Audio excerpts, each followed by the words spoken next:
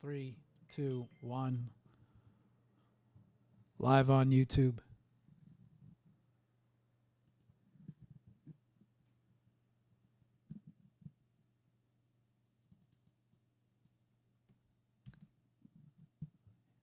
Live on X. Create broadcast. Post.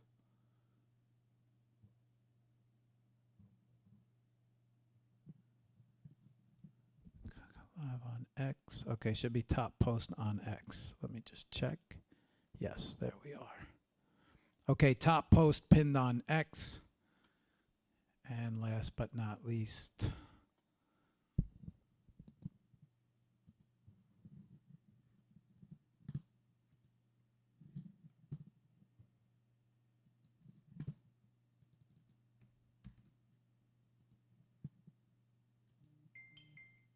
light me up. There we go. Okay, live on IG.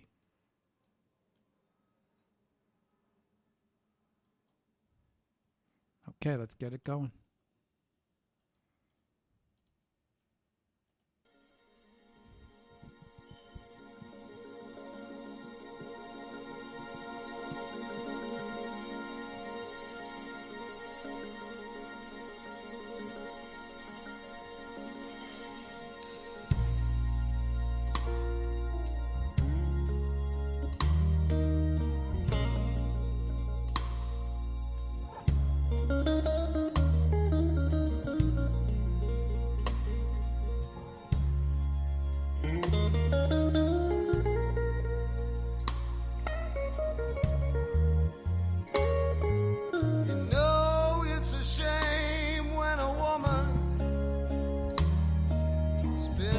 Time alone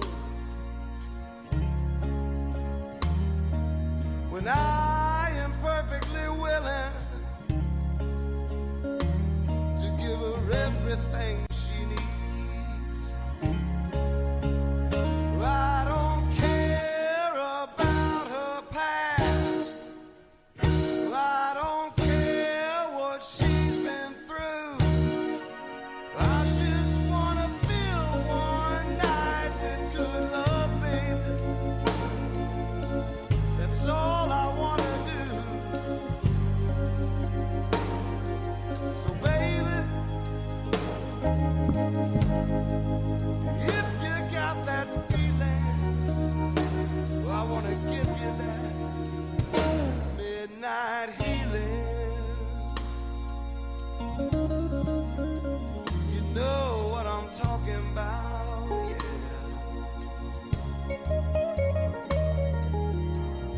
Just turn the lights down low. Come right on over here to me. Check, check. 1, 2, 1, 2. I know you don't want no commitments, baby. I just wanna set your body free. And I don't care what's going on in the night outside my door. I just wanna get your head right, baby. Give you all the love I got for sure. So baby, if you've got that feeling, you know I wanna give you that midnight healing. Oh, I just wanna make love to you all night long.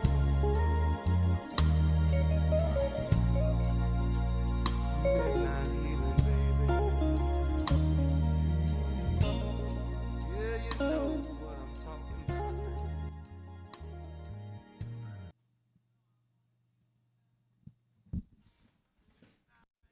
Okay. What's up, y'all? It's good with everybody out there. Let me just do a quick sound check, go all over the place, make sure that we're good to go. 206, we're a little bit off. All right. Check, check 1. Make sure we're working over here. both frames are good. No. Okay. Sound check is good. We're good. Okay, let's get started. What's up, everybody? Welcome to the Hour of Power. You guys know what goes on Wednesdays. We usually have community shows. We didn't schedule a community show, but it just seemed kind of silly to let the Wednesday slip by.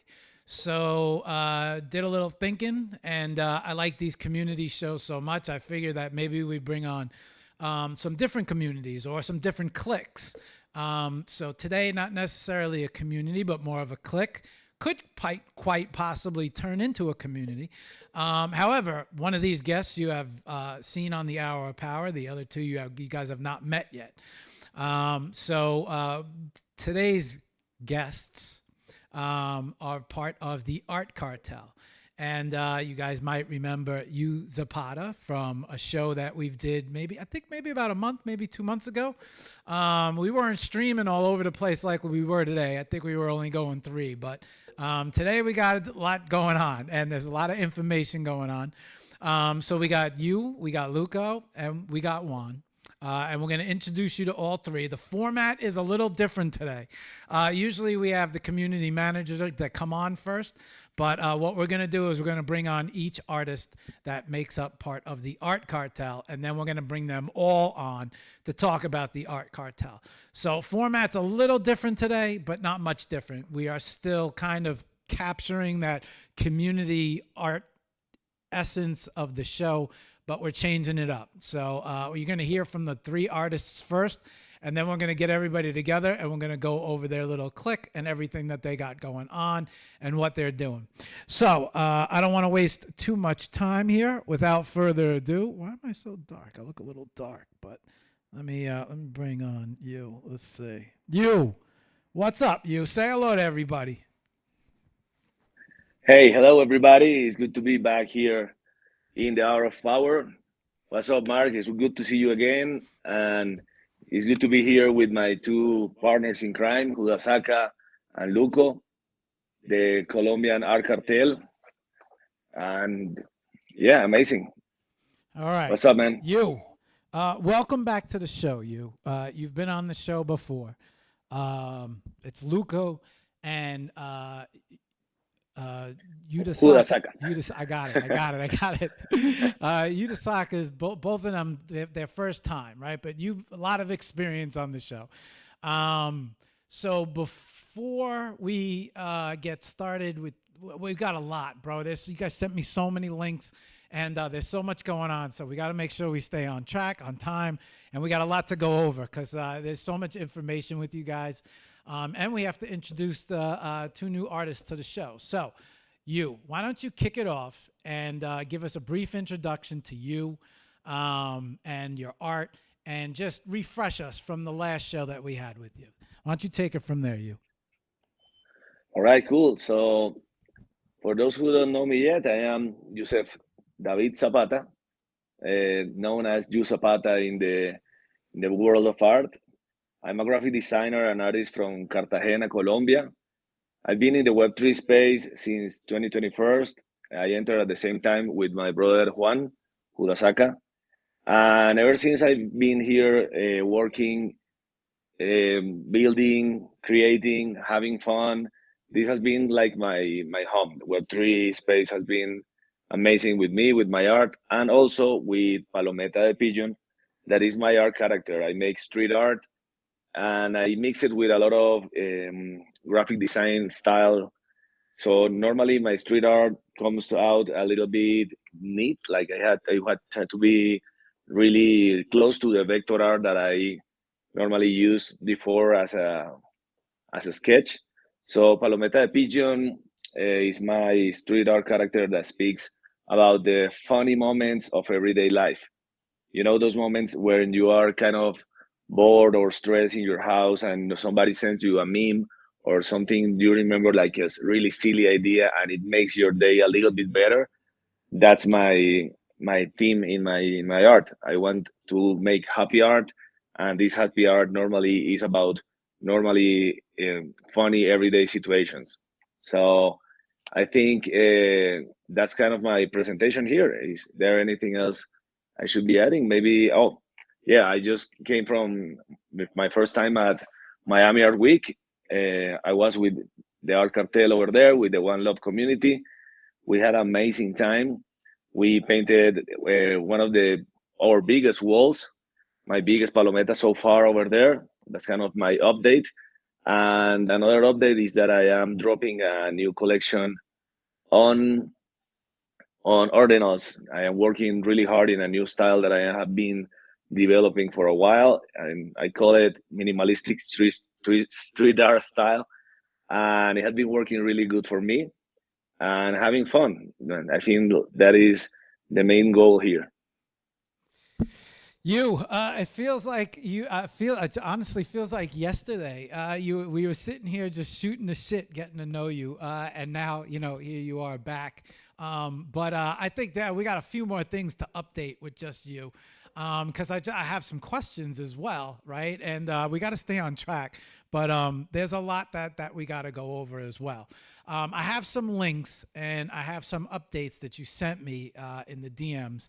I want to show everybody that as well. I want to get that on screen. I want to get you on screen. But also what I want to show everybody is you seem to have, and I think this is something you should talk about, but on your X, I saw something where, now I don't know if I have the number correct, but 1,700 prints.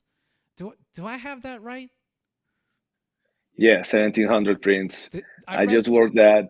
Yeah.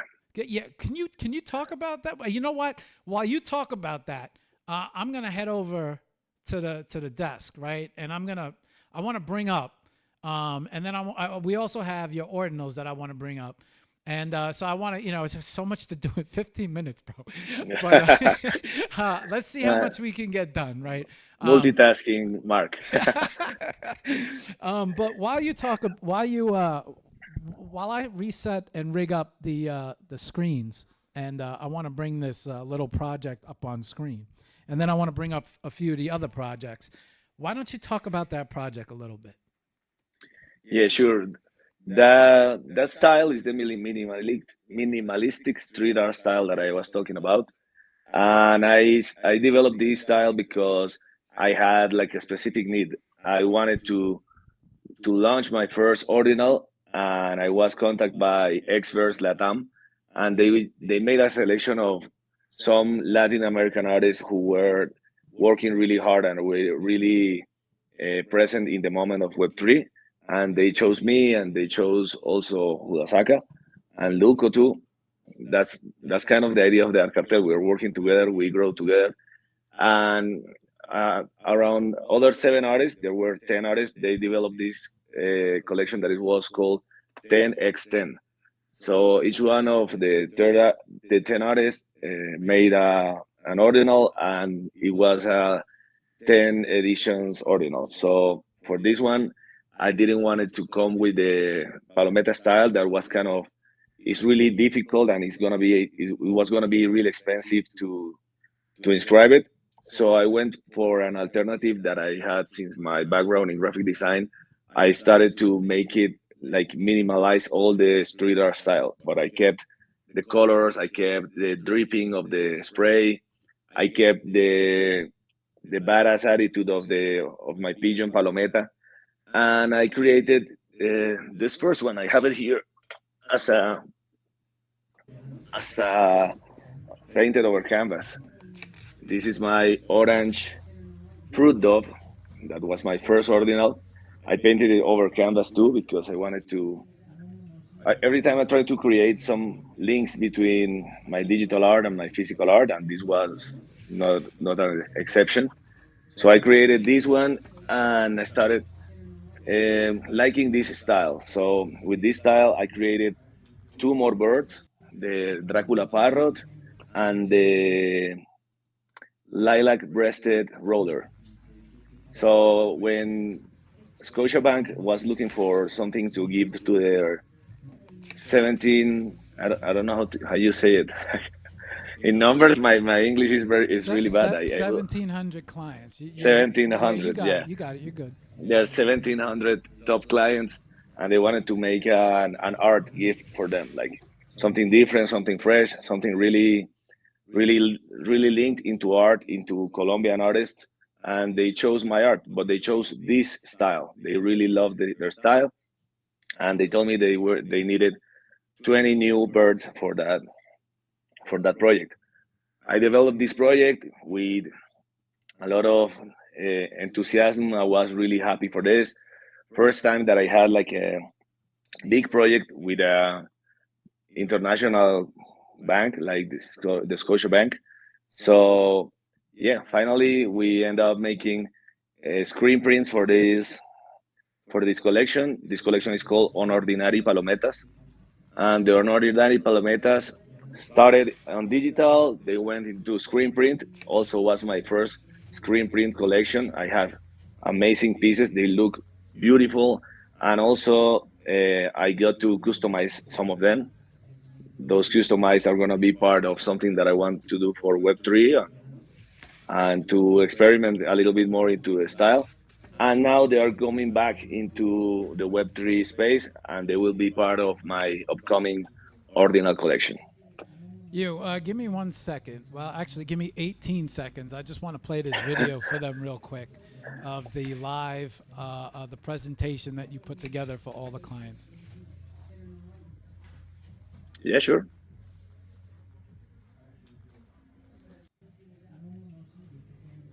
I want to say the presentation is awesome right here.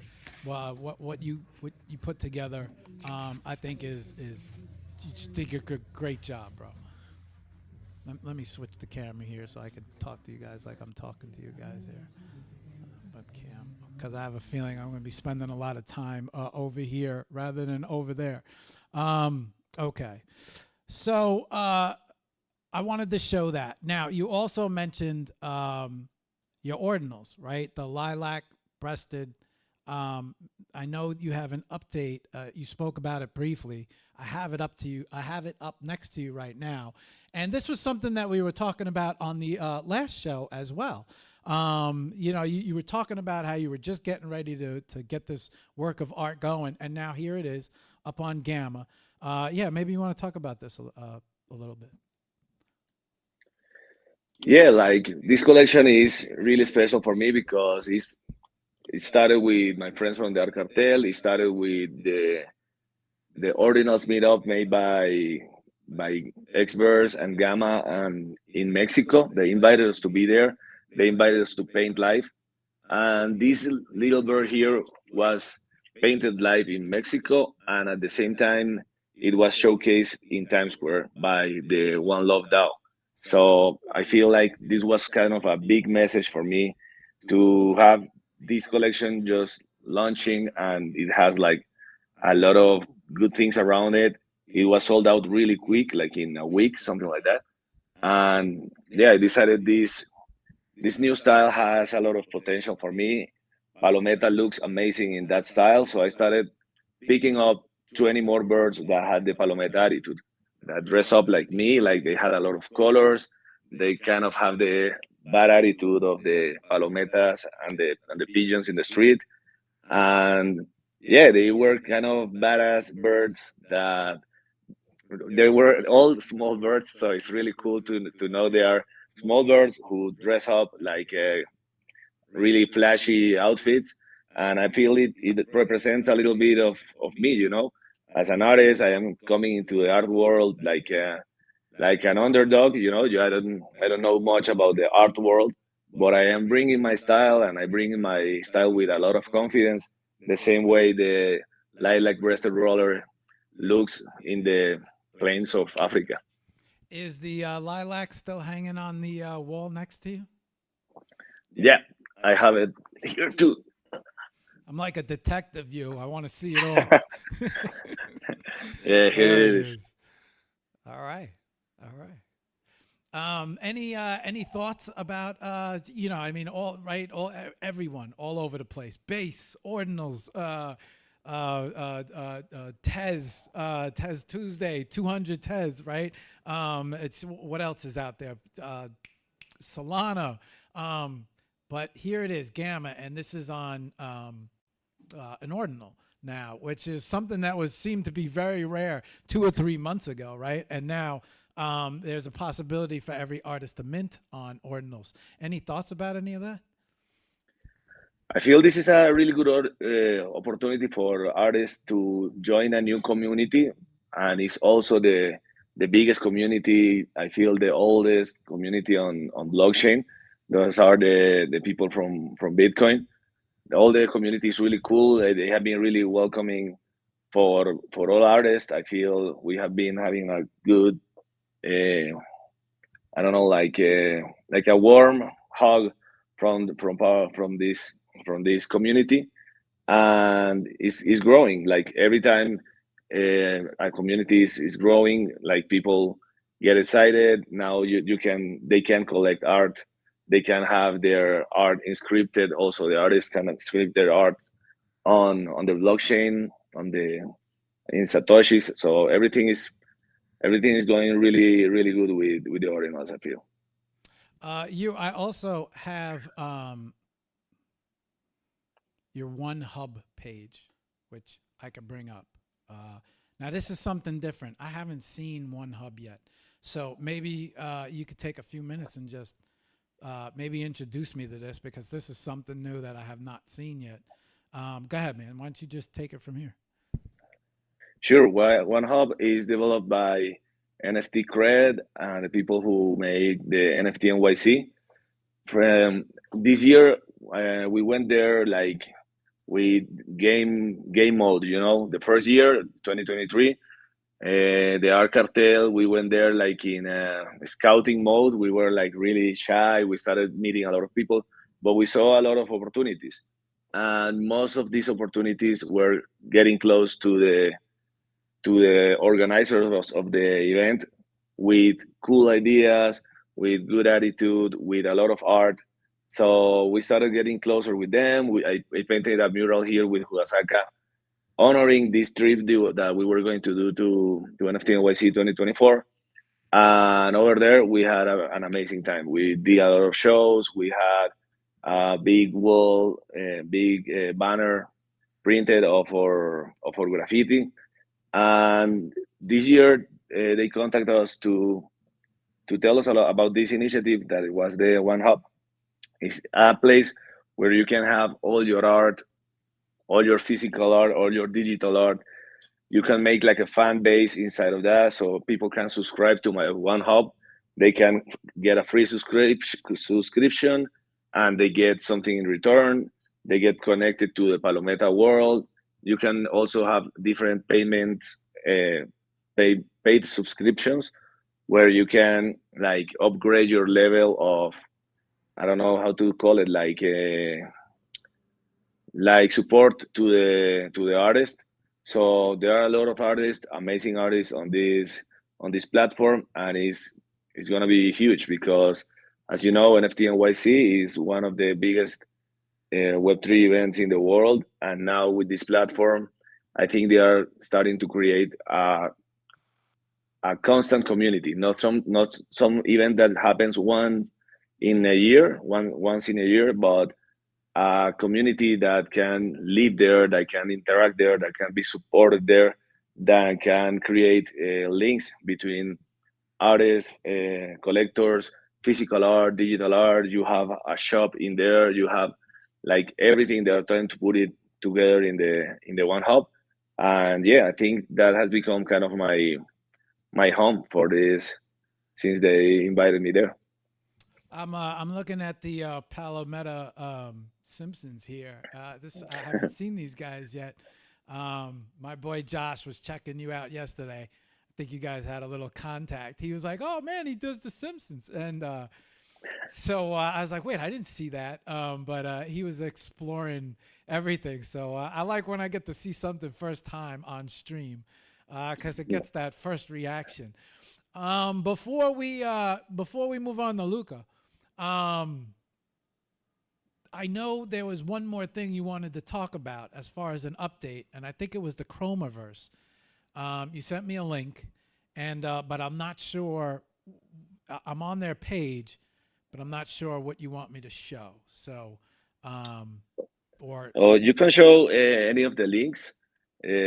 Those links are the reels of the exhibition that we have made so far. okay. The last one was in a very important place here called the Gabriel Garcia Marquez. I don't know. I don't remember the name. Well, Well, and you mean I could show anything on this page? yes, yes, I think I'm gonna tell you a little bit more about Chromaverse. Chromaverse is an exhibition created by Hudasaka, Maria Paula Alzate, and me. Oh, We're okay, okay, working. okay. We've been working with Luco, with the One Love community, to make an exhibition that links the real world and real world or physical world with the Web3 world. So in these exhibitions, we showcase artists from all around the world in our digital style and also in VR exhibitions. And we also have physical spaces where we showcase the same artist, and artists from the physical world can showcase on digital. So it's a really cool bridge between both art styles. And it's also a window where people from artists from the physical world can see what they can do in the digital world, and the digital artists can see how can they be showcased in the same level and with the same quality as a gallery in the real world.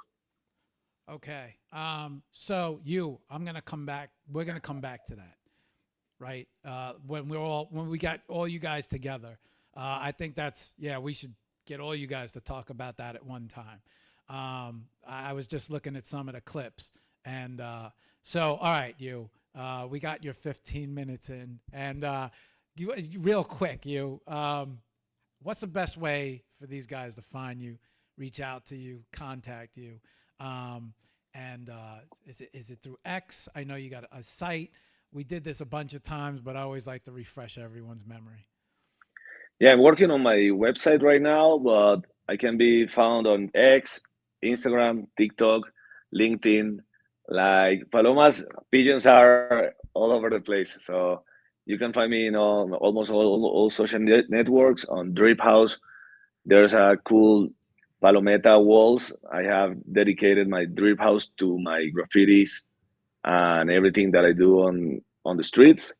Also on Remix. So just look for Yu Zapata or Palometa, and you can find me. Okay. All right. You give me 1 second while I reset everything back to a double. All right. Make sure we got Luca coming up next. Okay. I'll see you in about a half an hour. Yeah. Let's introduce Luca. See you. Yeah. Thank you.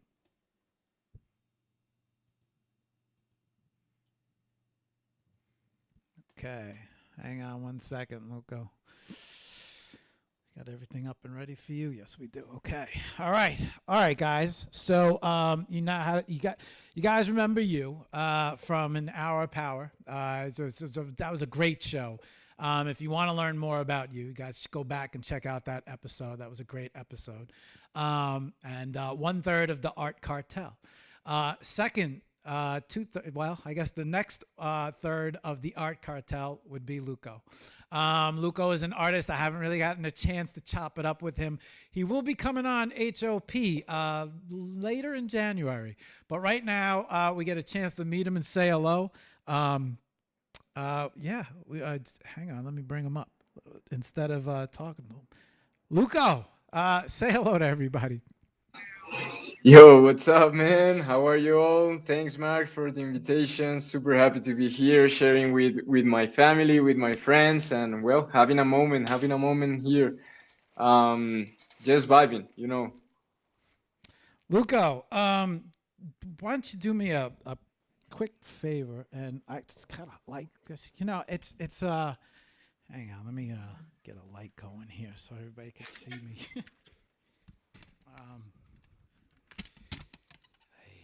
Okay, Luca, it's nice to finally get to meet you.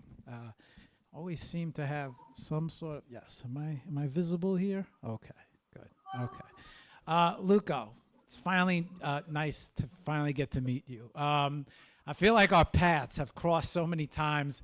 Always see you in so many different places, but never got a chance to meet you. Now we finally get a chance to meet you and chop it up a little. Lugo, why don't we start off with why don't you give everybody a brief introduction about you, your art, and introduce everybody to who you are. And yeah, why don't you take it from there, Lugo?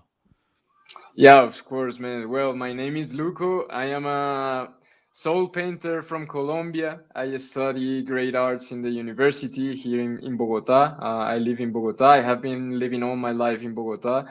And yeah, I consider myself a soul painter because I find in the art a way of therapy and a way to do catharsis of my life. I really use the art to create from the spirit, from the soul. I really like put a lot of things in the colors, in the textures, in the flow, as I call it.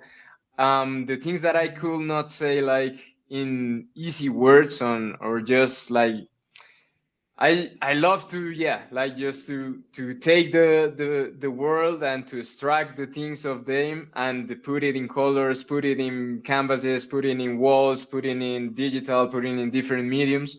And yeah, I have been here in the Web3 space. I joined thanks to Ju Zapata, which you have been met in a moment. 2 years ago, 2.5 years ago, like so, and Huasaka too.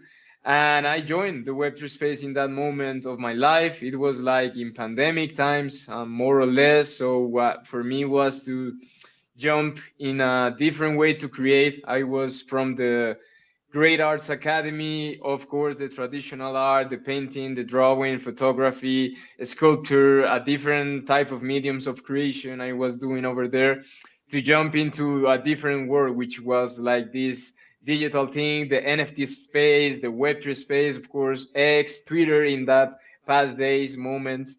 So for me, it was like kind of a challenge to accept it and to just try it out and to surf it out. And since that, man, has been passing a lot of different things. Like my life have been changing a lot.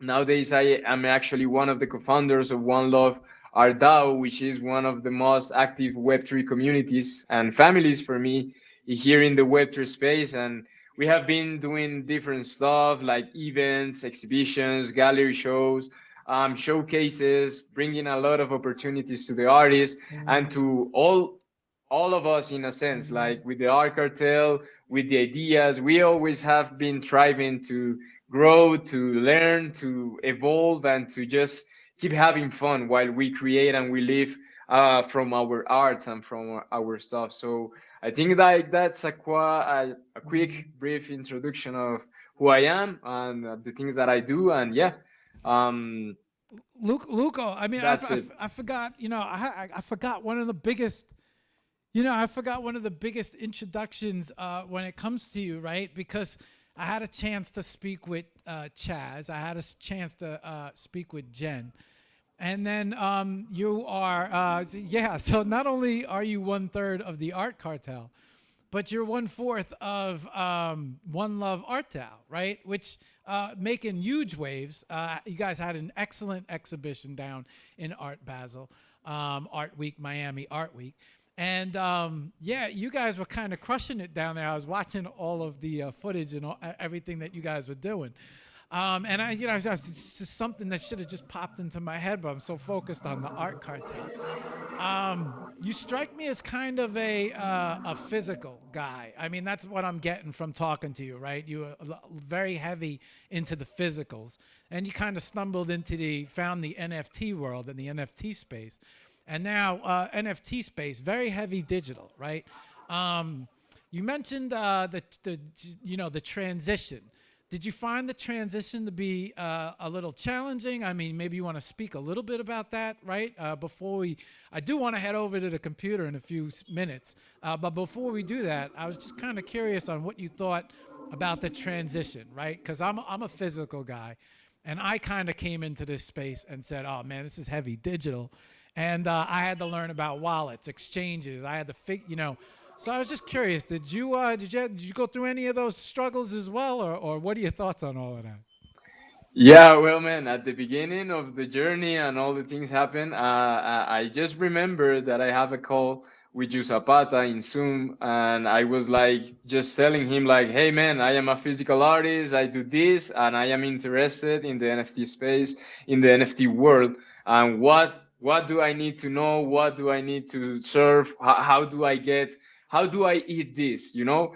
And he like just give me a lot of great insights, advices at the beginning. He connect me with a lot of things, and he told me like, you have to open an X, you have to open a wallet, you have to do this, you have to do that. And since that, for me was just starting a journey of course learning every single day, that I still doing it every single day here in the Web2 space.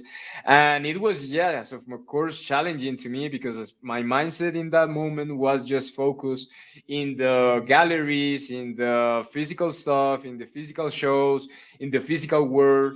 And I was doing like some commissions for with murals for a bank, a national bank here in Colombia, and I was doing like different projects in different stuff in private commissions, and it was like just a different mindset for me, the art world and all the things that I was like looking forward. So for me was like just to take a stop and say like, okay, this is really different, this is not my thing, I don't do art in digital, I don't create nothing, I don't have an iPad, I don't have, at least I have it a PC in that moment, because I used to play a lot of League of Legends with my friends.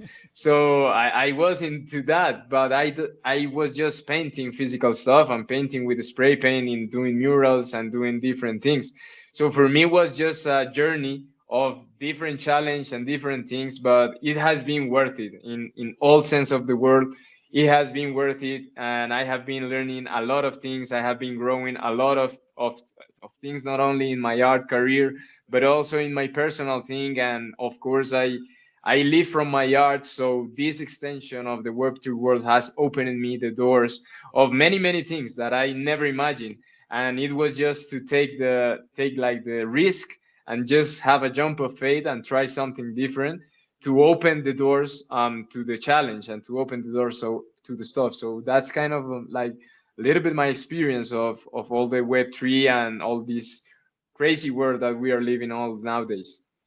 Cra- it's just talking to you and hearing about all this, right? It must be crazy, right? Coming from physical, a more physical aspect of the art world, then kind of falling into the NFT world, then becoming part of two very awesome cliques, groups, right? Not only, and one being the forefather of the One Love Art Tale, and then being part of the Art Cartel, and then it's just now me right today, not knowing you 2 years, 3 years, 4 years ago, because I feel like we all stumbled in 3, 4 years ago trying to figure out the space, but today, you know.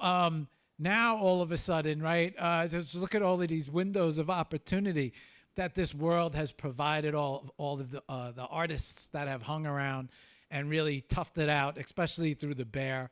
And so here you are, and so that's got to be kind of mind blowing, right? And so um, I know you from how I know you today, not knowing you first coming into the space, but then kind of learning about you and getting to know you guys and just watching the evolution of you, And so I think that's, I think all these things are pretty cool when it comes to, venturing into new lands, which I think there's a lot of inspiration with you. I want to move over to the desk. I want to start bringing some of these clips up because you guys hit me with a lot of links. When I said send links, I thought maybe I'd see a few links, but you guys swamped me with some links. So I want to make sure I get everything up and we show everything properly. So give me 1 second, Luco. While I bring this up, let me bring up your. Now, Luco, I did notice something which I want to talk to you about, and we could start there, right? I was on. There we go. There we go. I was on Drip, and I happened to see Luco is having a drop on Drip. Is that right? Now you had sent me. Let me make sure I bring everything up. I want to get up your page. Let me bring up your page. There we go. We got your X up. Now I want to this is this your first drop on Drip, or have you been active? Because I think I have your Drip up here. Yes. And maybe I think this is is this the first link? Luco's Drip. Yeah. So obviously there's something you got going on big on Drip. Why don't we start there? Why don't you talk about it a little?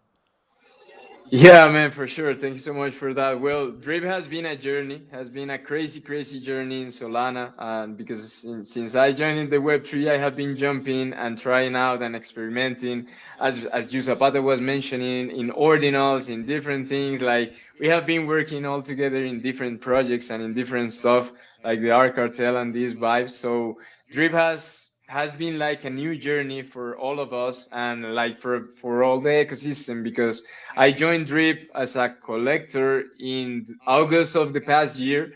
So since that, I was like looking through the platform, like understanding a little bit what was going on there and doing my stuff. And on April of this year, I started like my channel. I get into the Drip, I get onboarded, and I start like my journey in the channel. Doing different stuff for me was important to bring different like kind of the concepts that I have been working in different collections, not only on Solana, but in Tesos, in Ethereum, and this type of ideas of art and different stuff into one. And for me, it was like really, really cracking my mind, like to understand that there were different ways and new ways from the ones that I already was like learning. Of course, the marketplace, the blockchains, and the technology and the different stuff.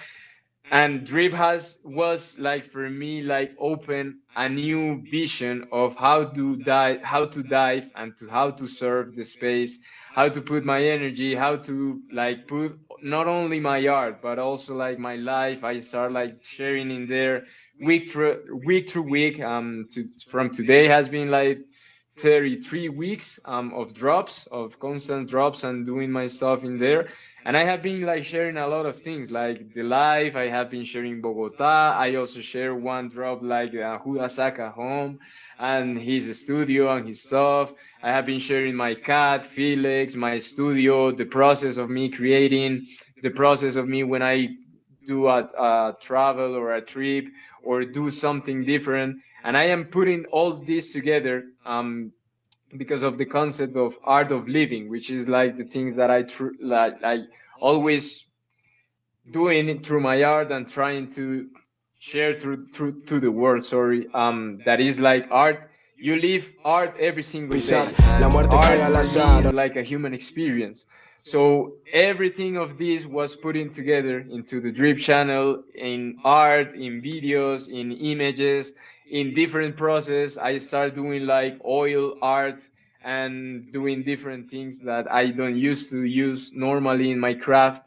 And I start like putting all there. So it has been a beautiful journey that also has been open a lot of opportunities. And we have been having a lot of fun since we joined like the Drip and the ecosystem and all the things that has been happening there for creators and for the people, you know.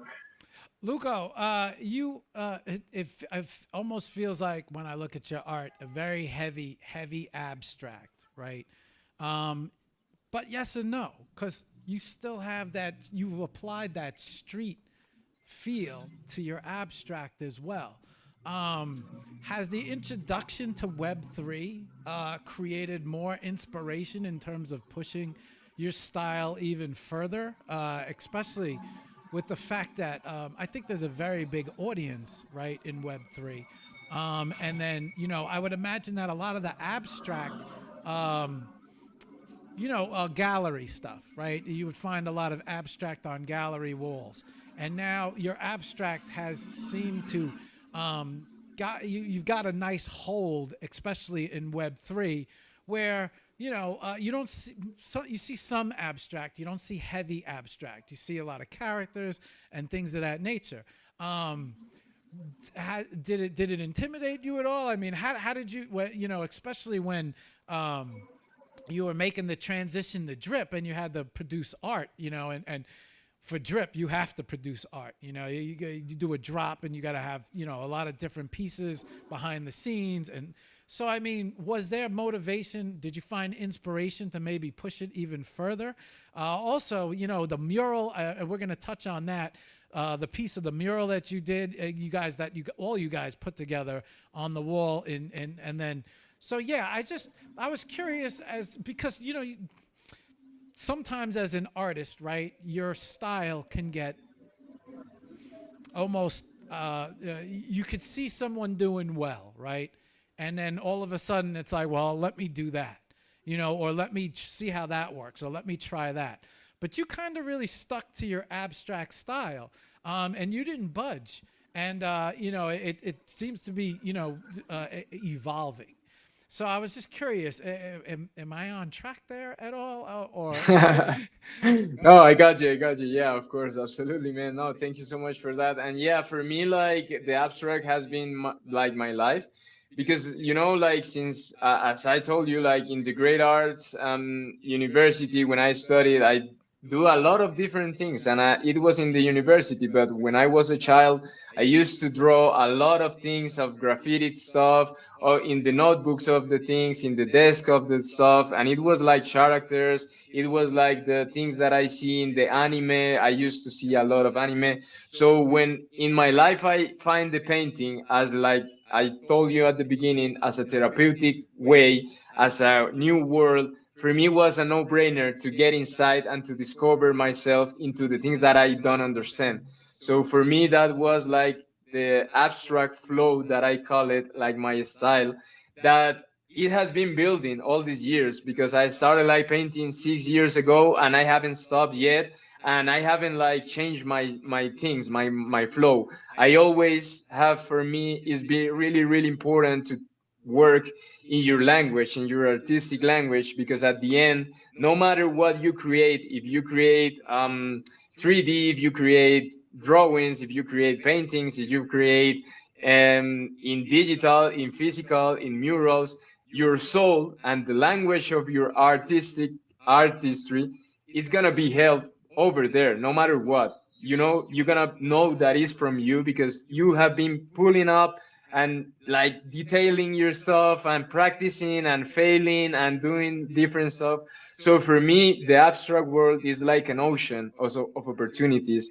And for me has been just evolve in different mediums. In digital, jump into physical, do with this, do with spray, with just markers, with acrylics, with oil painting, and just play around with a huge palette that infinity of colors is a huge color palette as I see the tools.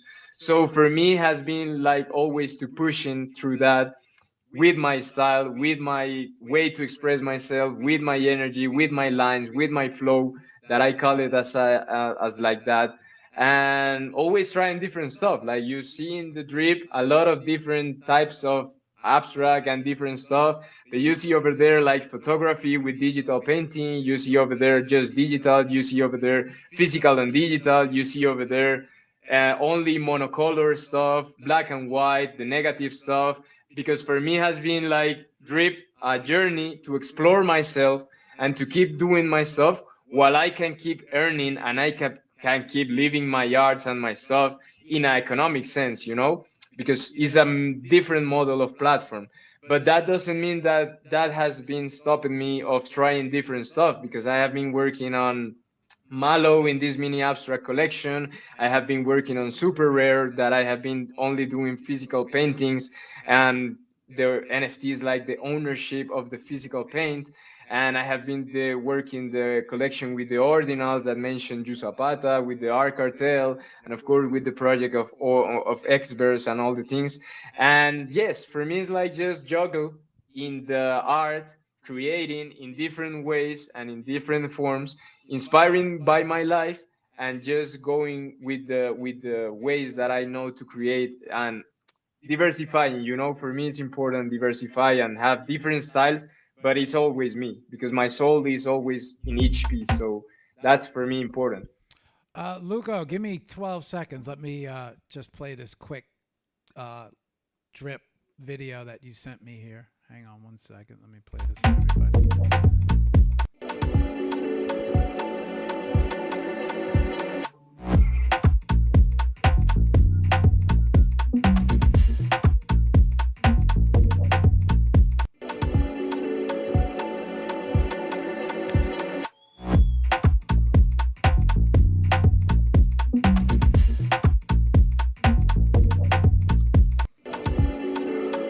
Okay.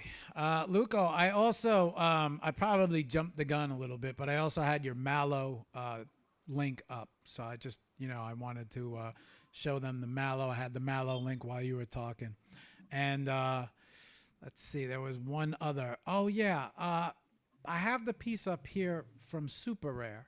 And I know that meant a lot to you because I did read some stuff about how you felt about, finally making it to Super Rare. Maybe you want to talk a little bit about that. Yeah, of course, man. Thank you so much. Well, for me, it was a huge milestone in my journey because when I joined in the Web3 space and there was existing a lot of marketplace, a lot of like things, and I really joined it like in the early ending bull run days and starting like the bare full hard market. So for me, when I met like Super Rare and I started following a lot of artists in Super Rare, for me was like the top marketplace in that moment, like the dream marketplace. And I was telling in my beginning of my journey, like, man, one day I will be there. I'm gonna do some art there. I'll be there. But I didn't know. I was just dreaming in that moment. And 2 years after that, it happened. And it happened because I was part this year of a residency in Rio de Janeiro from Selkie, which is a great curator in the space and a builder in the space, and next to F. Dot, which is an artist. And we did a lot of things in Rio de Janeiro with a lot of different artists. And part of this, like, residency stuff and residency idea was to push and help onboarding artists into Super Rare in a future. Like, it was not an early idea. But everything like get connected, like in the timeline, everything get connected, and I was able to be on there and to do my genesis. And it was like not only me, like it was three more artists that were part of the residency, what are my friends and my family nowadays. And it was like just a beautiful drop.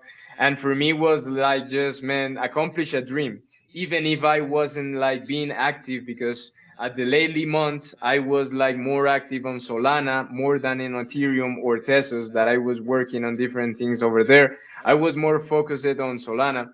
But I mean, the things happening like crazy in this space, and all the things get connected, and that opened me a door again to get started again in Ethereum, do my stuff, and connect me, and have another idea. And that's when I create like Arte de Vivir collection, which was like my it was and it's gonna be like my top collection of the NFT space, because it's physical art, it's physical painted paintings without digital stuff and without nothing.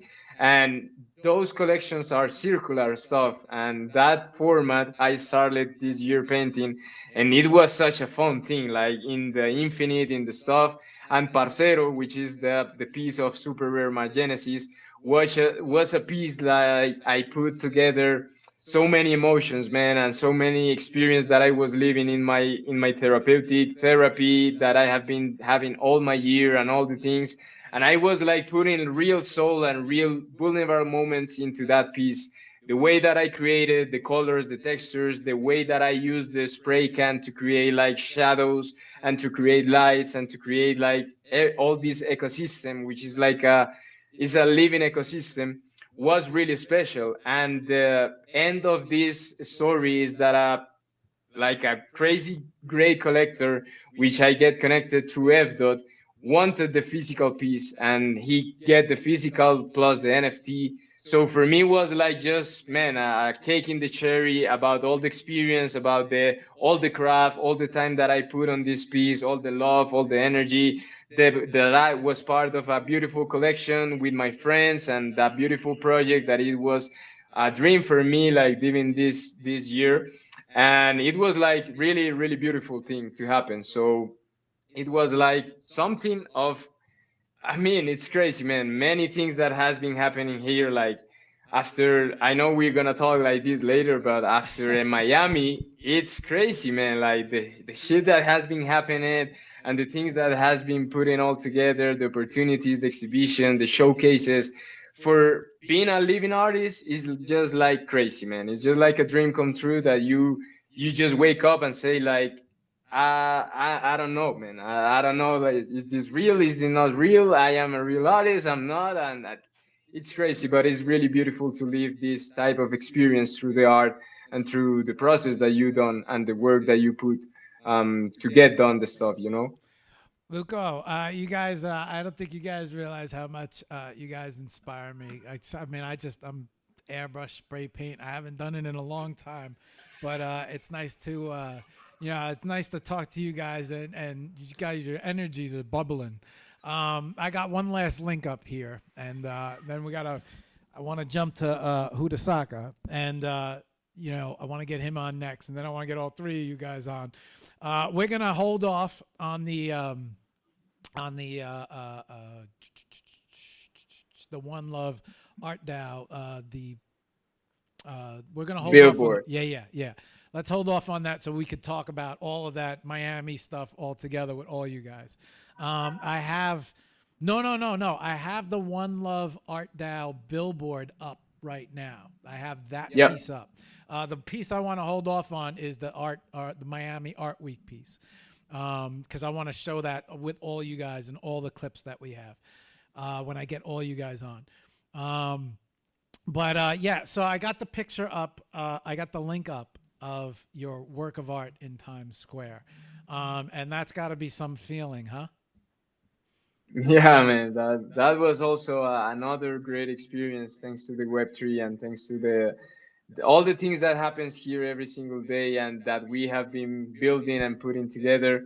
And this was really beautiful because One Love, Jenny and Chaz decided to put it together with another collectors and another people in the space to do this showcase in the New York Times Square in real time, 100 plus artists. So I was the beautiful opportunity Jenny gave to me to curate some of that artists and to help like the whole showcase and the whole things. And there was part Hudasaka, there was part Jusapata, there was part Dornas, there was part a lot of different people, and it was just a beautiful moment for all the people in the family and all the things because Chaz was over there like doing the live stream and everyone was connected and everyone was sharing about what was happening over there. Of course, there were people in New York, but also in the live stream, there was happening in real time and the footage and all the things. And man, like it's just amazing the way that the Jenny, the Chaz, Sarkis, and the whole One Love family always put together the love and the work to do the things like top notch, like top level. Like, man, it's not like, oh, a small thing. It's not like, oh, this project, this, that. No, man, it's really a good thing that really creates a huge impact in the people's lives and in the artist's life. And for myself, man, to be there as an artist, of course, and being part of this and sharing this moment with my family, with the One Love community, with, of course, the art cartel, with Yusapata, with Hudasaka was just amazing, bro. And it was like after New York, NYC, that was happening, all the mural stuff that Hudasaka and you made, that was the showcase. They were like rock stars in NFT NYC. And after this, we keep like working and we keep bringing those things. It's just amazing, man. It's just like as I mentioned earlier, a dream come true from many perspectives that you really sometimes say like, I don't know how this has happened in some small time, in a time frame that you don't know a lot of things that has been happening and you don't know to connect this and that because it's too much, but it's just every day feeling your heart and your soul of gratefulness and we are a real blessing here, like so yeah, for me it was huge. And I mean, it's one of a bunch of things that has been happening around the space that we are real blessed. It's out of words, man. Luco, let's bring up Hudasaka next. But before we jump to him, maybe you could let everybody know what's the best place to find you, How can people contact you? Let's get some of you. I got your X page up next to you right now. Yeah, Go ahead. Go ahead. for sure. No, in X, in Instagram, in TikTok, LucoArt with LUKOART, and mostly sometimes the downline. You put the downline and you find me easy. If not, you can see it over there. The logo is the face, the X with the smile. So yeah, that's me. So yeah, no man, thank you so much for having me here, and it's like an honor to share a lot of the experience and about a lot of the beautiful things that we have been sharing here. So much love. See you soon. Man, I've been excited to talk to all of you guys ever since you was like, let's do an art cartel show, and I was like, oh man, I still got to get these guys on single shows, but yeah, Luco, I'll see you in a few minutes when we come back to you guys, and then we get to talk about all of you guys together. I appreciate you, bro. All right, let's open this up. All right, we got this.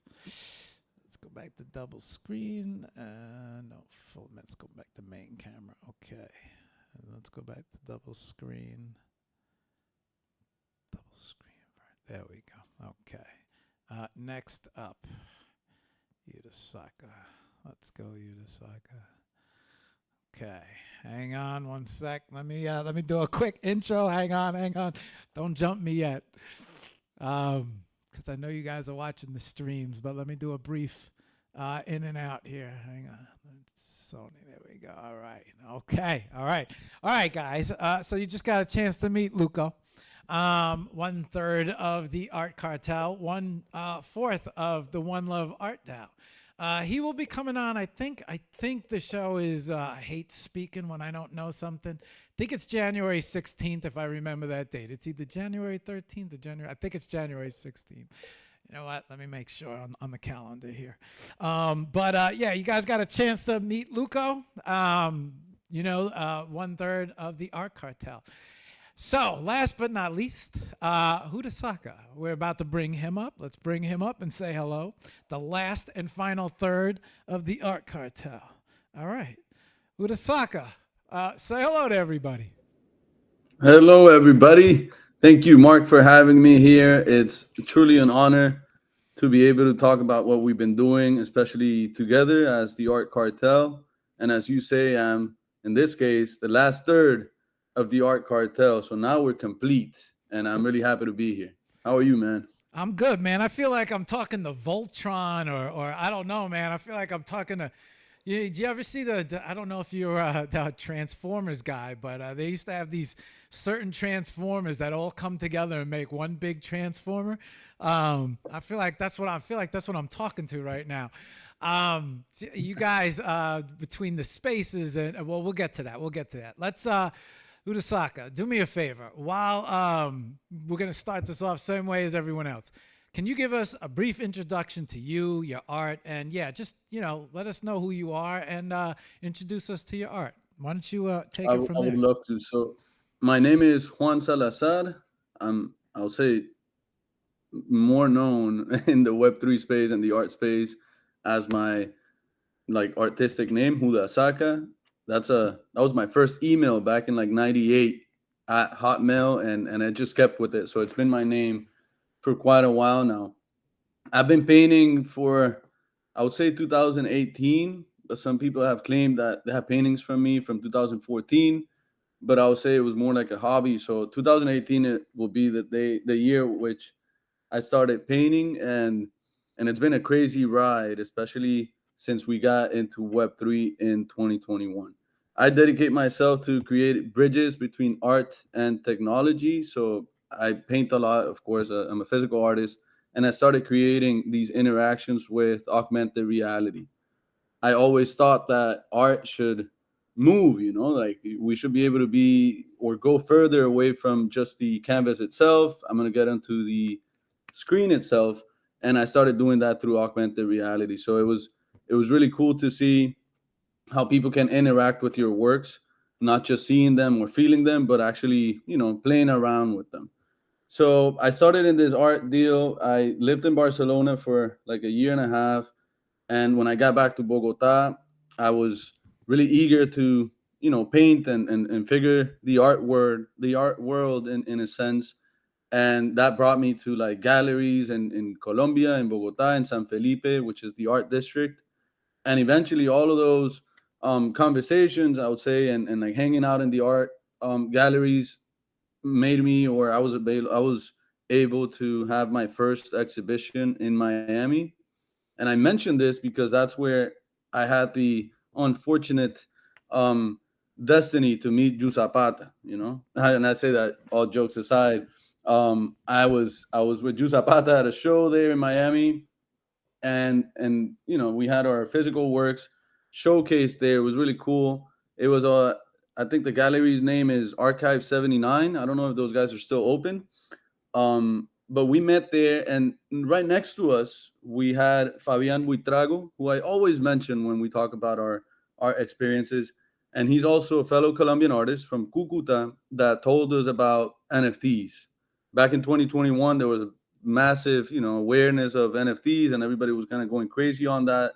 So that made us, or at least me, it made me very intrigued into knowing what we could do in this Web3 world. So as I said, coming from physical works and mixing them with AR to create these digital interactions, I felt that maybe that switch, which wasn't a switch, it was more like a parallel source of work, made a lot more sense. So I started going into the Web3 space and understanding a little more about like blockchains and all these weird names that they give out to stuff, like calling money a different name for whatever reason that is, and like Ethereum and Tesos and Bitcoin. I was really confused, if I'm honest, right? I wouldn't even be able to Yeah, explain what an it's very, NFT was. very confusing coming into this world for the first time. Yeah.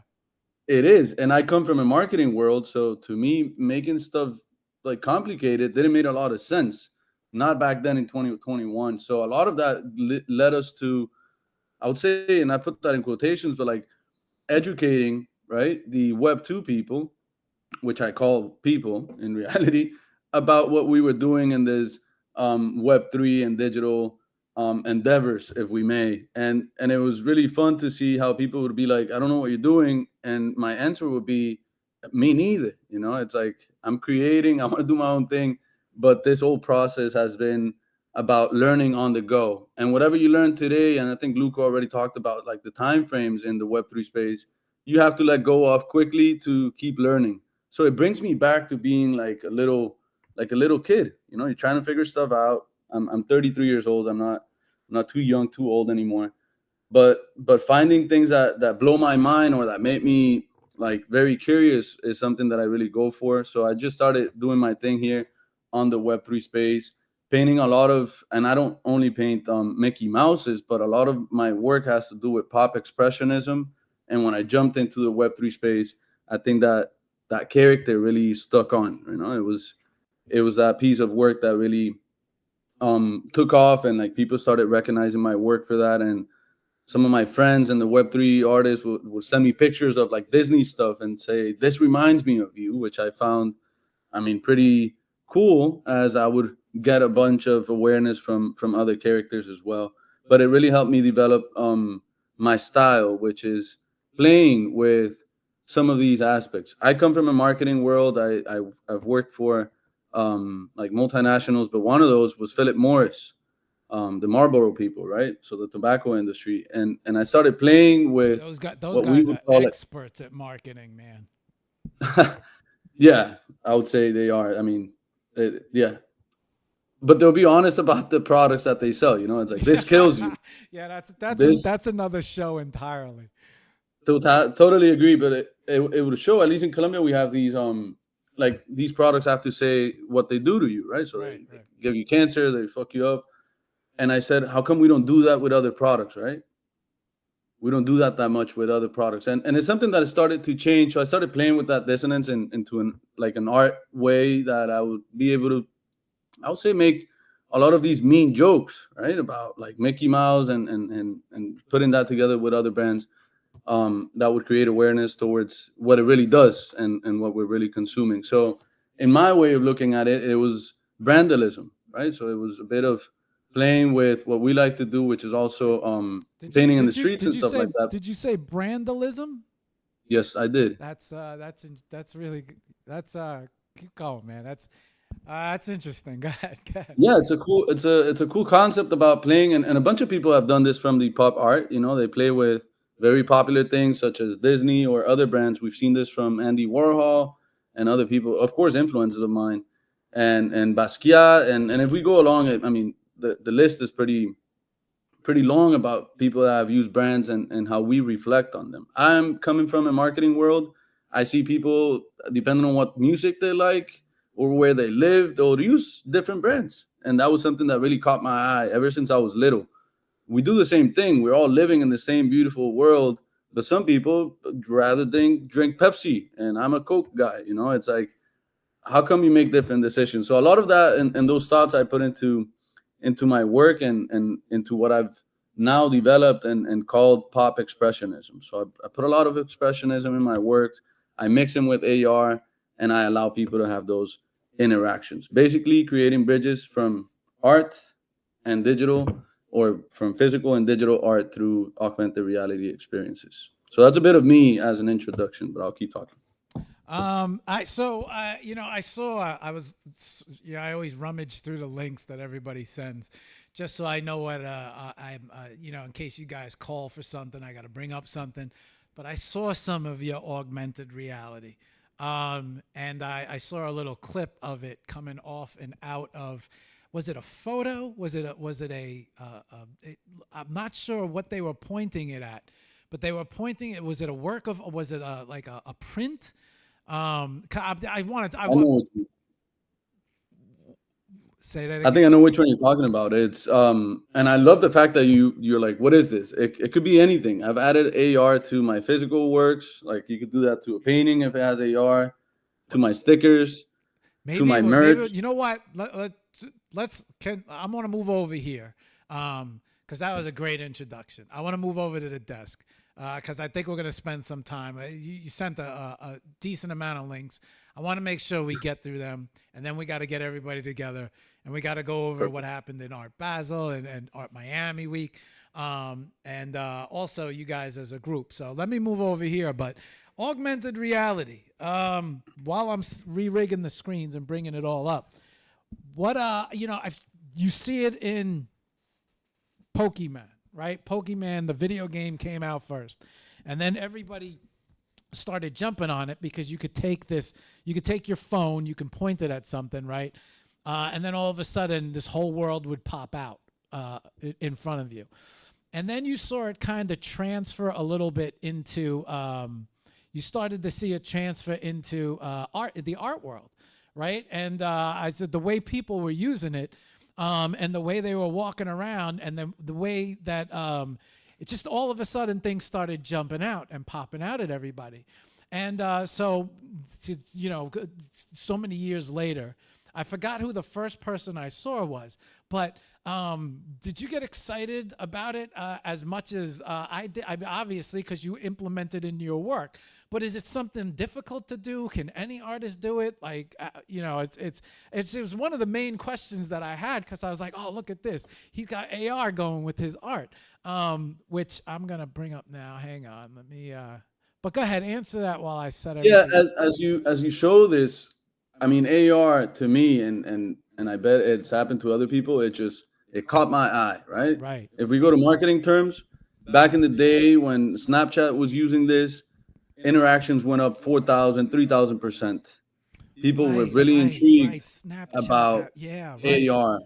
I saw it, I used it, I put my little dog ears eventually, like that's how we started. If I'm not mistaken, I could think back of AR maybe 2016 as it became massive. And it grew out of there. Of course, we had Pokemon. I love Pokemon. I mean, it was really fun to be able to play it as you would, or as you thought you could actually play this back in the 90s with freaking Game Boys. And like, when I tell my students, especially, like, hey, I had a Game Boy that had no backlight. You had to play this shit under a light. And they were like, what do you mean? And I'm like, I'm not gonna explain that, because it was so sad yet so fun that it's hard to explain. They sold the So all of this extra light for technology, that. right? Yeah, They yeah, weren't yeah, yeah. backlit. You had it was like You're sitting Tetris. in bed It just had under a motion. sheet with a green screen trying to play the Game Boy. Yeah, go ahead, man. Go ahead. And it was the best. I mean, only with your imagination and whatever was coming up on that screen, I lived. I mean, I went everywhere. And I've always been a big fan of video games and how they allow me to transport myself from my living room to anywhere in the world or even different worlds. So, fast forward to Snapchat, and then Instagram started incorporating the AR effects. And I was like, this is crazy. That's really fun. Then I saw El Pez Barcelona, another great artist from Barcelona. He lives in Bogota.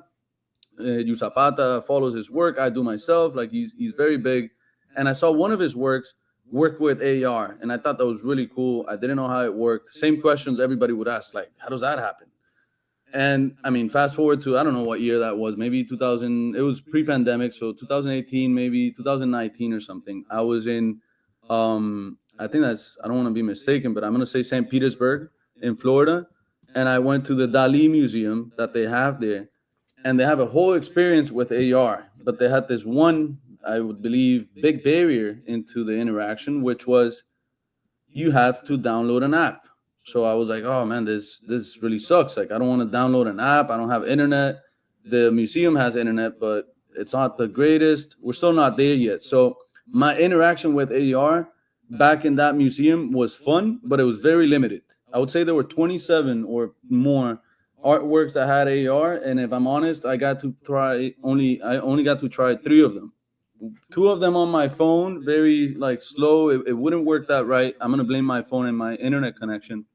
And one of them through someone else that was there at the gallery at the museum, and I was like, hey, can I see how this works? And he's like, yeah, look, they worked on my phone. So that kind of like made me think a lot. Like, how do I make AR accessible for people? So of course I started like looking and doing a bunch of research, and I said maybe I could do this on Instagram. I've seen people do that. It's not like I was inventing this. I've seen people, blush up and they'll put whatever other effects on their faces, and some of them had like some 3D stuff. And I said, what if I do that with my art? And it literally just showed me the way, if I may. People have Instagram. My mom has Instagram. People's dogs have Instagrams. And right I after the know. I pandemic, know. yeah, and right after the pandemic, we got QR codes, right? We've had them before, but during the pandemic, I feel that people really started understanding that whenever they should see a QR code for a menu at a restaurant, or I don't know, to do whatever, to do your check in for a flight, whatever, QR codes became a thing. And I said, that's real easy. People have Instagram on their phones. I could create a QR code and then send them to Instagram, in which they can share whatever I'm showing from my art to their friends.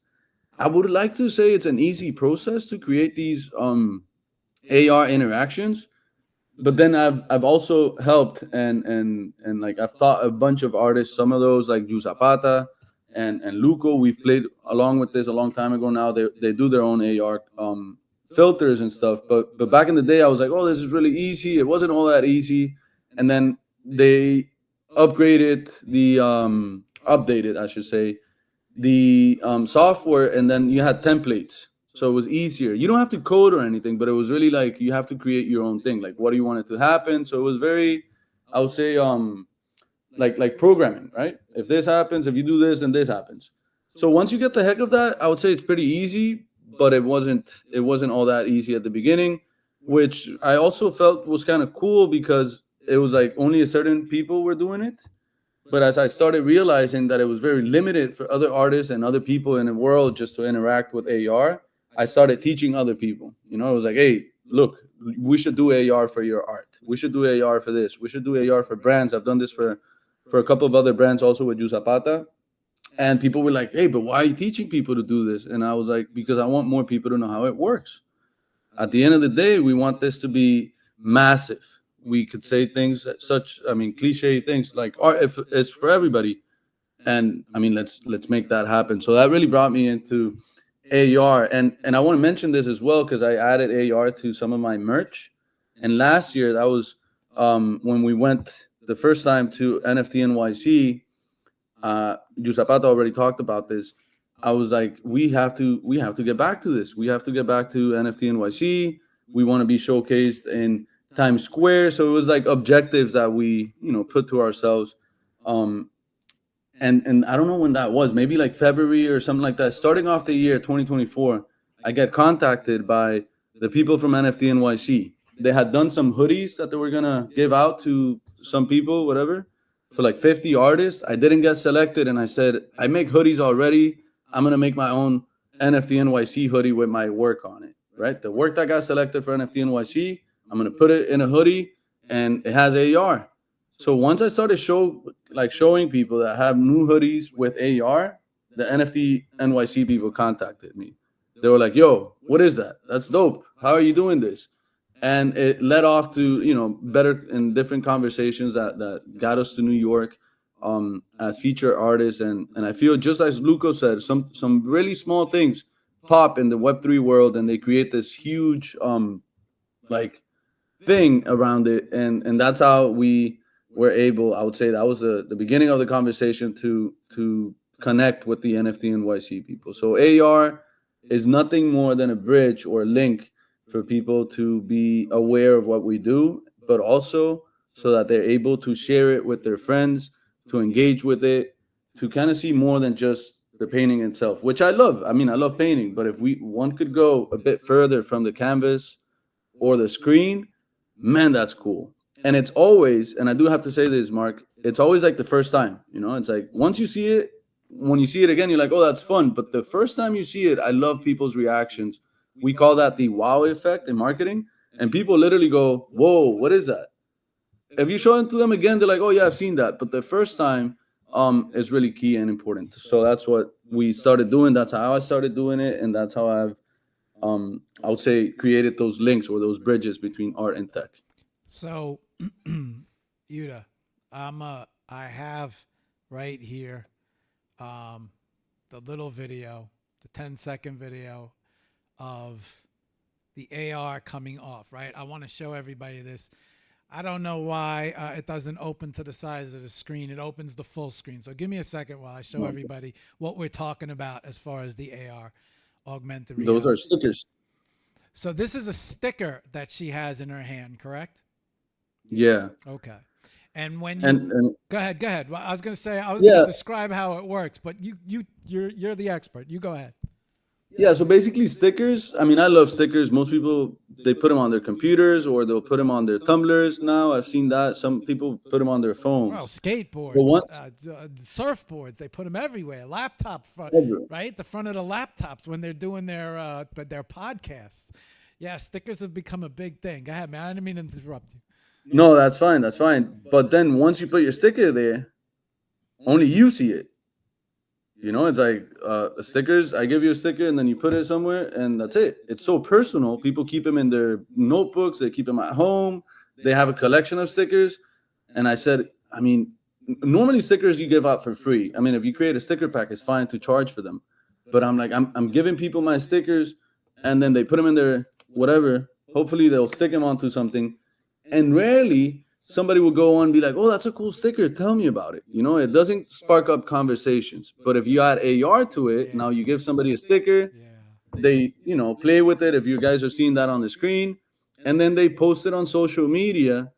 And I mean, if you have nobody following you, you have 100 followers, and 100 followers is more than one. So yeah, I guess some things are taught from the marketing perspective, but at the end of the day, I just want people to play around with AR and interact and share it with their friends.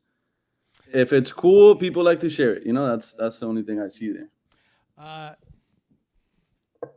Yuta, I have a link to right. So okay, I have a couple links here. I have the link for the wall in Miami, but I want to save that for when we get all you guys up. That way, I'm showing the footage while all you guys are talking. I have the merchandise, the bag. You want me to bring? I think I have that up. Hang on. Okay, I just brought up the merchandise with the bag. Maybe you want to talk a little bit about this. Yeah. So from the stickers, from the actual artwork, as you can see, and we talked to Ju Zapata a bit ago, it's fun to put on art. It brings up this conversation about maybe like a fashion / just artwear. So people start wearing your art. Some people say, how much is a painting? Maybe I could get like some merch, it's more accessible in the price point. And same thing, you wear a hoodie. If you're an American, and this is a very American thing, you get a compliment. Yo, Jusapata, Hudasaka, Luco, that's a cool sweater. That's right. But other people, and I'm speaking especially in Colombia, they'll just not say much. It's like, yeah, that's a cool sweater, but they probably wouldn't compliment you about it. Not that they're mean, it's just like a cultural thing.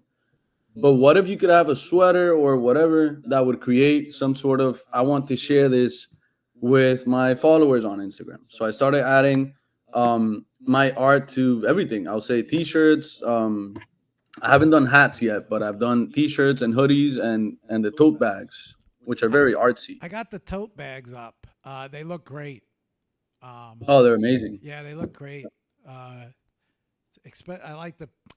I always like. Anytime I see something on the New York City bus map, I'm just sold. It's like that. You're talking about my hometown, and I've seen that happen quite a few times. I also have. Is it T-shirts that I have up? Shirts, hoodies, prints. I'm pretty sure I have the shot of the T-shirts up. Right. Let me look that up. But yeah, it's t-shirts, tote bags, hoodies, prints, and these are shirts. Those are the shirts. Oh, those came out so great. I love those. Finding the right materials can be hard because you don't want to just put your stuff or your art on any piece of shirt and then just be like, oh yeah, that's it. No. I want something that people really want to wear. I want something that when they wear it, they're like, yo, this is like an art piece that I'm taking around and it's fun and people ask about it. And if it has AR, most people will be like, yo, this shirt is super cool. You want to see it? And then they'll show their friends. And then they'll want to do it on their phone as well. So it just sparks off the conversation, like, what is that? And yeah, that's basically what the intention behind those pieces. Of course, I use stuff, or my merch is stuff that I would wear. So if I'm a bit cold, I like hoodies. They're comfortable, cool. The t-shirts, I found the right fit. Like I want them to be like a good fit. So they're a bit oversized, not too much. The quality is super nice. They're like a bit heavy, and I like that. And the tote bags I used to go out and paint. So whenever I need to grab my like a couple of cans or some of my colors or whatever I'm taking along with me, I'll do the tote bag, which is very New York, Brooklyn style. It's like, so I saw it and I said a bunch of people like to collect tote bags and why not? So I tried it out and I had a sold out before I came to Miami. That was really funny. And then I brought the ones for Miami. So it was really cool to see people engaging with that. A lot of women would go for the tote bags. Like, oh, it's cute, it's nice. I use them to put my stuff in there, my mostly cans. And now that I was in Miami, I was walking around with my little tote bag all the time. And it also has AR. So then again, the conversation goes into what are you doing? I was going to ask you, can you point the phone at these bags or do they move? Yeah, you need to open up like the certain filter, Okay. which is the only barrier that I see on Instagram is that each bag has its own filter. Okay. So you would have to do that. I'll send some of those links out so you can play along with them too. Okay. But that was really cool. And AR also got some of my pieces. And now that we're switching, I hope bringing the boys up, it had two of my pieces at Bit Basel here in Miami, and they had AR, and I think that was like the highlight of these two works. How do we create those bridges and allow people to understand that digital and physical are not like opposite to each other? They can mix, they can be parallel to each other. And if we're honest, most of the interactions that we have today, even if they're physical, we have our phones with us like all the time. Sure. Right? You're hanging out with your friends, you want to take a picture. You want to check some prices, boom, you take out your phone. You forget whatever, then you look at your notes. Like we are very in between those two worlds. Some people say 2.0, 3.0. I say it's like a 2.5 sort of deal. We still value the physicals. We still value like artwork itself. But if you show me a really cool digital piece, that's fine. If you show me a really great picture like Luco does of his works, I'm like, is this for real? If you show me that you're able to transit from digital to a freaking wall in New York or Miami or Bogota like Ju Zapata does, that it's like he takes it off of his iPad and then he puts it on the wall. I'm like, how did he do that, man? Like, I saw you do it and I'm still in disbelief. I'm like, who are you hiring? So all those conversations that allow people to understand that they're not opposite. I love how Maria Paula Alzate, she's not here with us today, but she was a co-founder of Chromiverse. She would always say, either you embrace it or you're left behind. And I hate saying that because I sound like an old fart. It's like Adapt or die. literally, Yeah, and yeah. and make it fun too. It's like, oh my god, I don't know how to use your phone, dude. It's not that hard, man. You scan the QR code, you scan it over the print artwork, whatever, and then you have fun. It's not like technology rarely is to not have fun or to make things more complicated. So just finding those bridges and allowing people to go back and forth, I feel it's what we've done. We've also added AR to our murals, like the graffiti work that we've done, to enamel pins that we did back in the day. I would say to prints and yeah, everything. I like adding AR to mostly everything. I also have some other pieces that you do not need to interact with the work. So some of these pieces are like 3D, and you can place them out anywhere, which is a concept, sorry, that Ju Zapata and I kind of worked on, which is having digital sculptures, ones that you can take anywhere with you. Like if you buy a sculpture, let's say you buy a cause piece, which would be great, and you put it in your house, people would have to go to your house to see it. But what if you want to showcase this somewhere else, just with your phone? So you pull out your phone, you point out something, and then boom, you get a 3D sculpture, Yeah. digital sculpture right next to it. You can stand next to it, take a picture, share it with your friends, and the concept behind that. I was good. I hope Ju Zapata is listening, because I've evaded the word shareability, compartibilidad, if we say that in Spanish, but that's what we're going for. We want people to share and to engage with our art, and hopefully, at the end of the day of the funnel, if we're talking in marketing and sales term, find the person that wants to buy it. But I also care about people just engaging with it and having fun with my art. Yuta, real quick, I'm gonna bring up your X, right? I also have your link tree here next to you. What's the easiest, best way for everybody to get back in touch with you or see more So of you your got to work? look up Judasaka. That's my name. That's Judasaca. And then on Twitter, some asshole took my name, Judasaka. So I'm Judasaka art. Like what's this thing called? Underscore Yeah, art. underscore. The asshole is me. I forgot my password, so I lost that account. Oh shit. They should be, man. If I bet you get in touch with the right person, I wouldn't see why they wouldn't let you back in. I've been calling Elon, but yeah, hopefully I get it back. So you got to do some AR stuff for him, bro. All right, Huda, I got your. I also have your link tree up here. I also posted your Instagram so everybody knows where to find you on IG. And now I just want to do a little quick, brief intro, and then I want to bring all you guys up for the last half an hour of the show. I didn't want to cheat any of you guys. I knew you guys were gonna. I knew you guys had a lot to say. We had a lot of links and a lot of stuff to get through. The final ones, I want to show the mural you guys all did. I want to talk about, the cartel. I want to talk about all the good that you guys are doing and planning on doing. And then I also want to go over the Chromaverse. Is that, did I say that right? I want to go over that with you guys. So give me a couple of seconds, and we'll be back and we'll bring all you guys up. All right. Thank you, Yuta Saka. I don't know Thank why you, Marc. I'm so used to calling you. I feel like you. I don't know. I feel like I know you, bro. I feel like I could call you. For some reason, it just happens that way. All right, give me a second. Let me bring all these screens back. Let me bring all this back because I have a feeling I'll be sitting right back here. We got all three of you guys ready to go. I'm gonna take you guys off pins. So the next time I'm talking to you, all you guys are gonna be flickering back and forth. Hang on one second while I do this little outro here. All right, guys. So you had a chance to meet Juan Yutasaka, the third part of the art cartel. Now you got to meet all three of them. And I did not want to cheat any of these guys of their time. And I didn't think 15 minutes was going to work with them. But I agreed to it. But I just had a feeling we were going to go a little bit past each one of these guys. So I wanted to give them, all of them, an equal amount of time. So we fell off schedule a little, but it's all right because we got another half an hour. We'll get them all together, and then we'll go over the art cartel. And we have them all together right now. So on that note, let me bring them all up together, and I'm gonna get out of the way, and then we're gonna talk about the art cartel. So let me make sure I got all of these guys up. I do. Here we are. Okay. All right, guys. We got you guys all together. I'm gonna move out the way, and we have all of these clips up on screen. Well, not yet.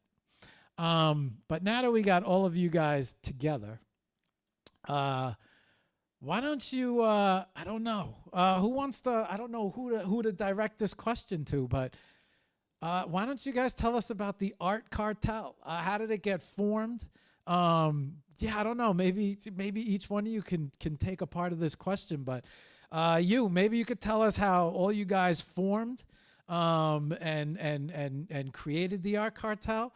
And then maybe Luco can talk a little bit about what the art cartel has been doing and what has done. And, maybe Hudasaka can talk about a little bit about what else? Maybe the future plans, or we could talk about the Chromaverse as well. Because, why don't we try that format? And you guys, I don't know. I'm gonna let you guys go, bro. I'm your engineer now, So I'm just gonna get out the way, and you guys are gonna chat. Yeah, cool. So let me start saying that the art cartel started just like a nickname. We were in a space. I think it was a One Love space, and some other artists uh, called us like, "Hey, you are always together. You are always the Colombians bringing good vibes into a space. We always come with music. We always come with good energy." And he called us like, "Hey, you are like a Colombian cartel, but like something always related to art." So he called us like, "Hey, you are the art cartel," and we were like, "Hey, that sounds really cool." The cartel, the art cartel, and we took it like as a good way to resignificate. I don't know if that's a word in English. The term cartel. Cartel. Colombia is really well known for the mafia cartels, and we wanted to give a different nature to this name through the arts. So we bring art, we bring a lot of good energy, and that's the way we want to be part of the Web3 ecosystem, and it has been reflected also in the physical space where we have been painting together, building together. But Luco can tell you a little bit more about that. Well, man, yeah, it has been like so great because like for me, the art cartel more than like this like whole idea that now is like something big because like look like forward, I look behind the scenes and in the past, and I can believe like all the things that has came together as the art cartel. Like in the spaces, we started like doing weekly spaces on the Mondays from 7 to 8 p.m. just to vibe, man, like just to share about the updates of we all three working together, each one individual projects, ideas. I mean, like just like a family, like sharing. And of course, like bringing people part of communities and bringing like guests, artists that are doing different stuff.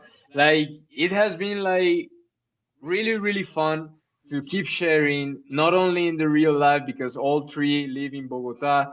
I am the most I live in the far, like it's like always the joke of the guys that I live in other city, but it's not true. Like I live far from them because I live in other part of Bogota and they live in the north. So the traffic and the stuff is like a little bit complicated, but we always stay connected, in the X, in the projects, in the ideas. And when we came up together to paint murals, to paint, like to do exhibitions, as you all guys has mentioned, the Chromaverse stuff from these projects and the stuff, that all this came together. And I feel that we have been just striving together in this whole journey, in the Web3 journey, to just have fun, man, and to just create and just to keep evolving each other. Because like when we look at the past and we see like the styles, we see like the things that we created, and we look nowadays, all time that we create a new mural is like, bro, this thing is huge, like, like it's big, and that is like to feel really proud of. That is just like a group, but we are making like waves into different stuff, and I think it's can became up of amazing things. But I know that Huasaka can talk about like the future things and the projects, and I mean, like how we can gonna keep moving around, just having fun and being us. Like three artists of Colombia, resignificating, as you Zapata said, the cartel, the idea, but it's art, it's love, it's movement, it's life, it's having fun, and we share, we drink, we just hang out, and man, it's just to be happy. So yeah, I know Huasaka. You guys gonna make me move to Colombia. You have to, man. Colombia is the best, man, and I feel the art cartel. It was really born like organically. It's not like we decided to create some sort of like unbeatable trio. Destiny definitely pushed you three guys together. Yeah, absolutely. Go ahead, man. I do believe in that. I mean, Zapata and I, we live far. Bogota is, a big city, but then we live like way up north. And I love that Luco mentioned that because we're not together because we live close to each other. We're not together because we come from the same backgrounds. Zapata is from Cartagena. Luco was brought up in like, I don't know, he's lived in Costa Rica, but he's mainly lived in Bogota all of his life. And even though I'm from Bogota, I was raised in the States, but also where Zapata was raised. So we're like all mixed. Our art is not necessarily alike. We have some things that connect us, like street art, but my work has some abstract in it. Luco's abstract. Zapata is not abstract at all, but we have kind of merged together by not working. And I say working, it's not like we're doing pieces holding each other's hands and stuff. It's more like we're just doing our own thing. And people started saying, yo, where's Zapata? Where's Luco? And I'm like, yeah, I guess we're always together. And I love the Web3 space, and I love doing art, and I love going to Miami, and I love going to New York. But I got to be honest, if it was by myself, I probably wouldn't go to all of these events. It's like we pull each other to go, to attend, to be present, to create, to have new ideas, and I feel that's just the way it goes. A bunch of people have asked us like, oh, so you work together? It's like you have a group? No, not really. It's more like, hey, should we go paint a wall? You guys want to do a collab? Should we get onto this interview? You guys want to go to Miami? You guys want to be a part of this? And it's basically, and this is the way I put it always. It's like having company. It's like there's a beautiful ride of art. Why not doing it together? Like all three. We're in Colombia. I would say there's a lot of other artists from Colombia, but they're not always there. And Zapata and Luco, every time I go to an event, they're there. It's like, oh, yeah, these are my boys.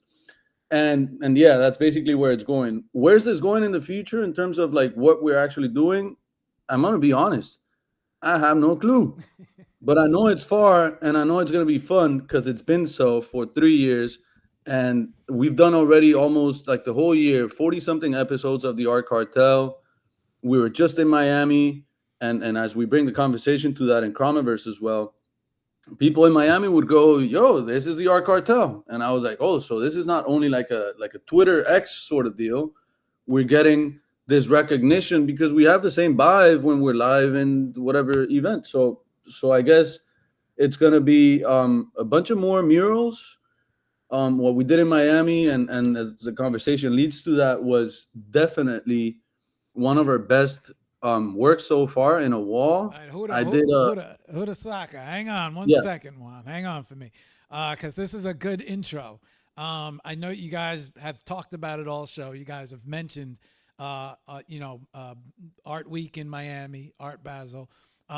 We have a lot of clips from you guys and the new mural that you guys created. One of my biggest questions, and now is a good time to bring this up and start showing everybody. And one of my biggest questions for you guys were, and I don't know if you remember or if you heard it yesterday when I was talking to you guys, but I was like, I don't know. I got questions. Like one of my biggest questions was, does your styles conflict, right? And now that I'm like getting to know you guys and talk to you guys and see everything that's going on, three very unique styles, each all in your own way. And so you guys were all down in Miami Art Week, and that's where I want to start, right? I know you sent me a picture of the big piece, and then you also sent me. Hang on, let me bring this piece up. There it is. There we go. All right, let me bring this piece up. I got so many links on you guys, uh, but it's all right. I'm gonna make it through. We're gonna make it through. Warriors make it through here. Where is this link? I keep losing this link. Okay, here we go. So, guys, the mural is up next to you guys right now. At first, I was thinking to myself, like, do your styles conflict? What happens, right? As well as how do you guys work together? I mean, how do you guys decide who's doing what, who's jumping in what? I've got some abstract, got some character art, got some brandalism. You guys touch all spectrums of street art in a way, and then here you guys all come together. And one of my biggest questions for you guys is, do you ever feel like your styles conflict with each other? But I don't even see that happening now that I'm getting to know each and every one of you and seeing your art and talking to you guys. I feel like it only strengthens you guys and pushes you guys further. So I don't know. Any thoughts on that? I would love to say before, like the guys say, like the first time we met in the life, like all three, it was like doing a collab in a mural, and we didn't know each other like that first time, and the things go really well and just connect and just flow, and it was like just having a moment, and we don't have any confidence, any nothing, man, because it was like the first time we met, and it was like years ago. And since that, man, for me personally, every single time that we create, even if it's a collab between Jusapata and Luco, or Huasaka and Jusapata, or Huasaka and Luco, or this, it's man easy to go. No matter if the styles are different, the ways of thinking, man. Like I'm super abstract. I don't think in nothing. Jusapata can do that. Like he is like literally copy printing, as Hurasaka mentioned, from the iPad to the wall, and it's different craft, but it doesn't matter and it doesn't crush. For me personally, have not non crush, and I feel that always creating in together makes great things. And after a collab, we learn from each other and we like add something of each other. Like, okay, I'm going to do a line like Yusapata in this Canva because Stan, I'm going to do an expressive expression, the redundance of Hudasaka in my painting in digital. And like, that's my perspective from that. But yeah, I give the word to the guys. So they have their own stuff. You. Well, I think that is a reflection of reality of the physical plane of this. I think every time we work together, we respect each other styles, we respect each other ideas, we value them so much that we feel like we can. I know where can Luco be. His part could be like good for for the piece. Same with Hudasaka. So we only like try to make it happen. So since we have been knowing each other better every time, now we know like when we start painting and it's gonna be a wall where the three of us are gonna be together, we are like, okay, my character is gonna be like this because I know Luke is gonna have something in the background like this, and Hudasaka's character is gonna be over here. Like we're already like connecting really fast. And the video that you are showing is from three separate walls we have here, and it's really cool because everyone has his own space. But since you have been seeing us together all the time, like now people ask me wherever I go, like, so where's Luco and Asaka? Like we are like a crew here, like a graffiti crew, as you might say it. But I think it goes a little bit far further because we are part of a community that supports everything we do. That is the One Love community. So right now, when One Love wants to make something like this wall, they were like, okay, we got the big wall. that is where the art cartel is going to be working. And we were like, whoa, that was such a big vow of confidence for us, and we got a really good results, I think. Masao Kurosaka. Yeah, like I wanted to mention something that I talked to some other artists when they asked us about this. Is like, so who says what? And I'm like, it, yeah, we don't.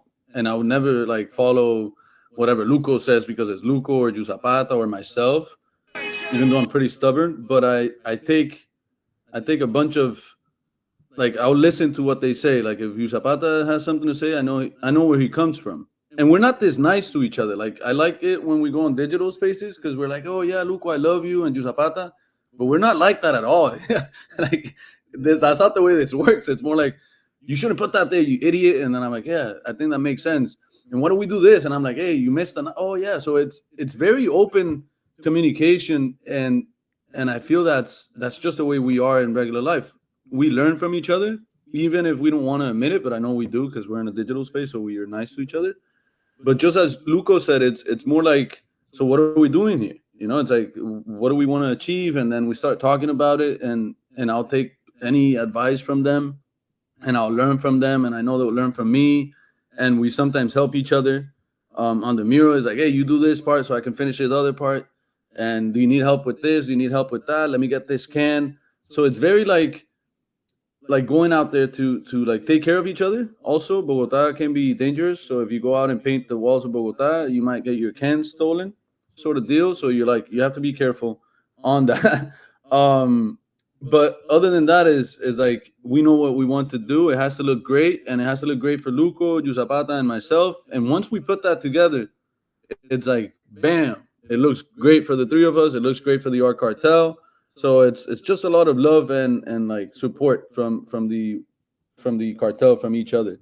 And as Yusapata mentioned, we also have this scene from the outside and from our very close community. I call them my family after the residency here. It's like, wow, man, I love these people. I see them more often than I would see a lot of my other friends from like non-art related friends. And their support is just so revitalizing. Like it's like, oh, so we're doing this actually looks great. It's like, and we have their full on support, and I'll listen to what they have to say. So this is more just like we're playing around to have fun, and as long as we keep that, I guess it's always going to be the way it is right now. I've talked to Zapata about this. I'm like, yo, if it's not fun, let's do something else. It's like it has to be fun. We're doing this because it's fun, and we don't do it because we are like somebody's telling us to do it. Or if Zapata comes one day and he's like, oh, you have to paint this and that, I'll be like, man, get the fuck out of here, bro. I'm not doing what you say. We got to do this as a group. And I feel we have all learned a lot from that.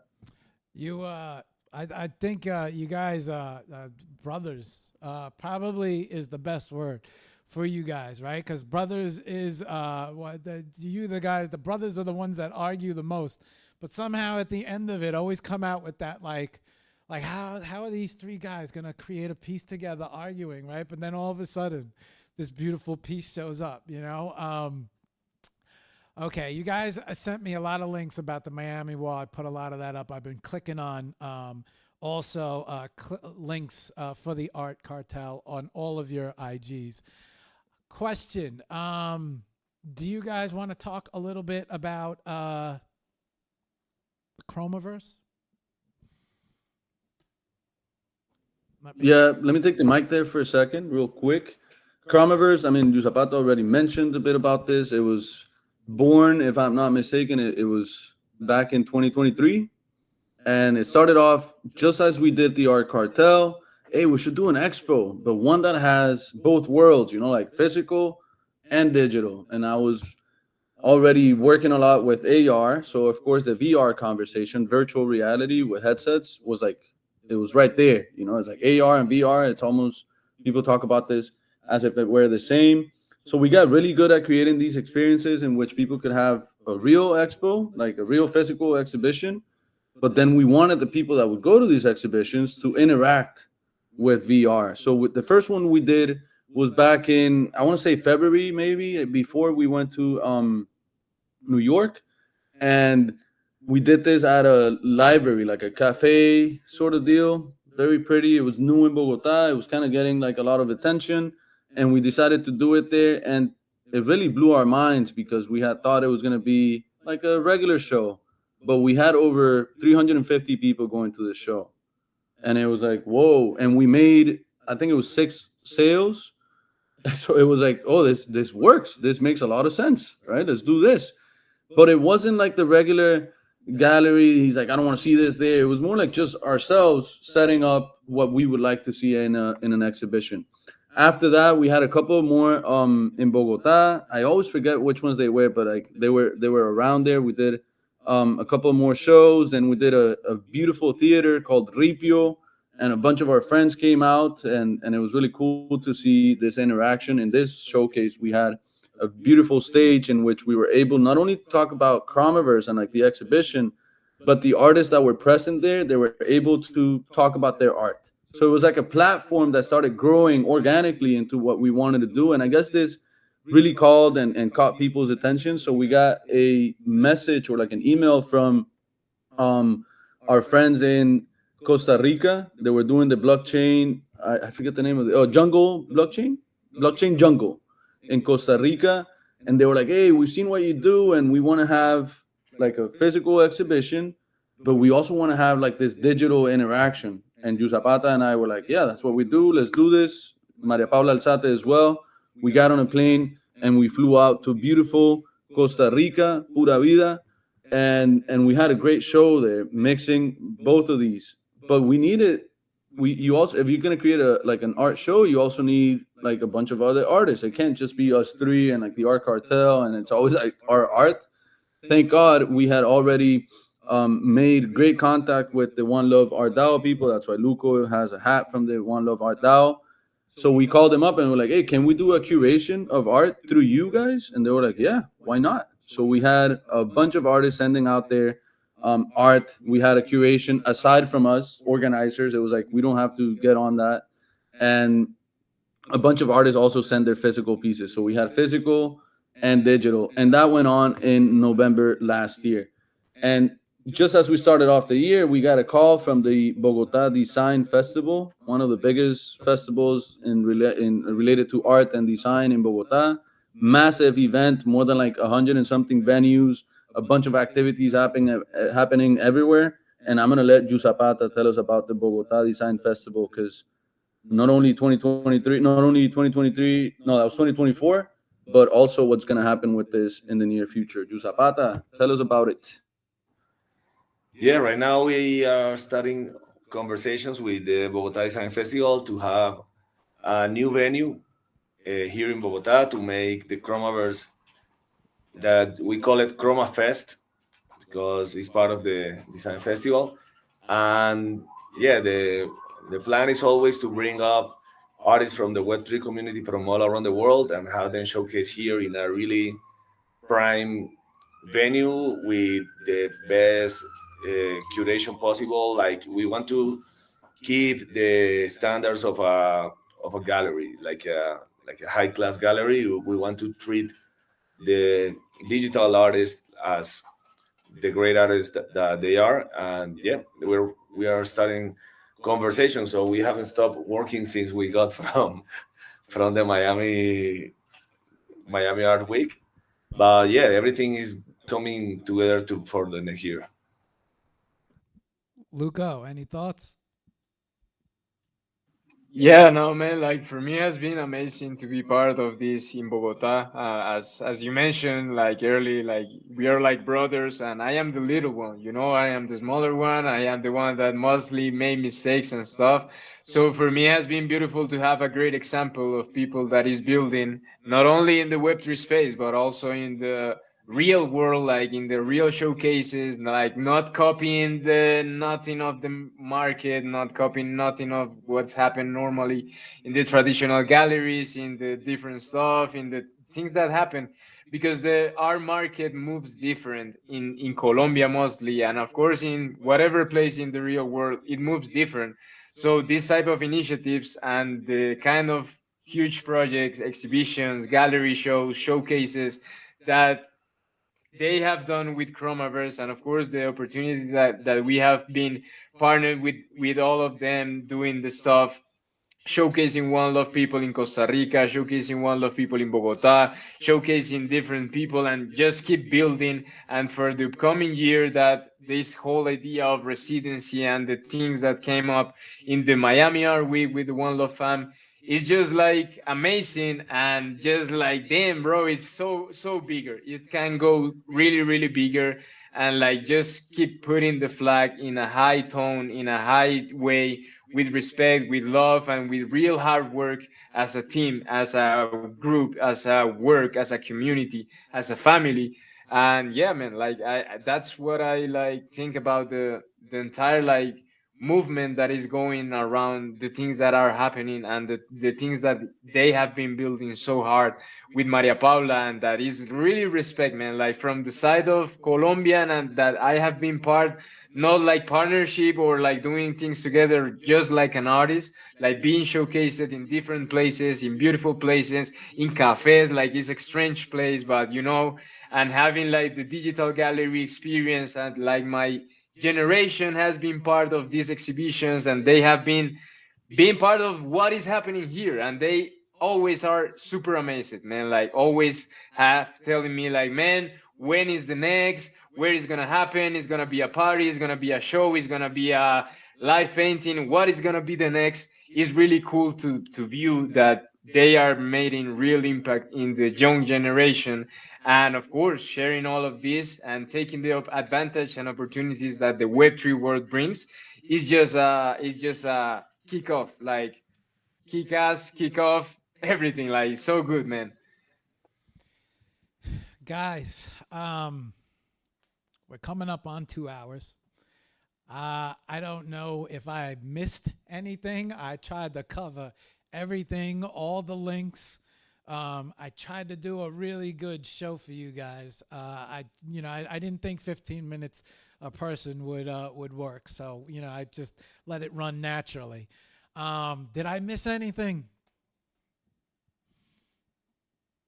Anything out there that you I guys? don't Go ahead, go ahead. I don't think we did, but if we did, we can always meet again. That's I know right. Luco, and I'm sorry I'm saying this out loud, but I know Luco has his show maybe on the 16th or of January, and I would love to make this public.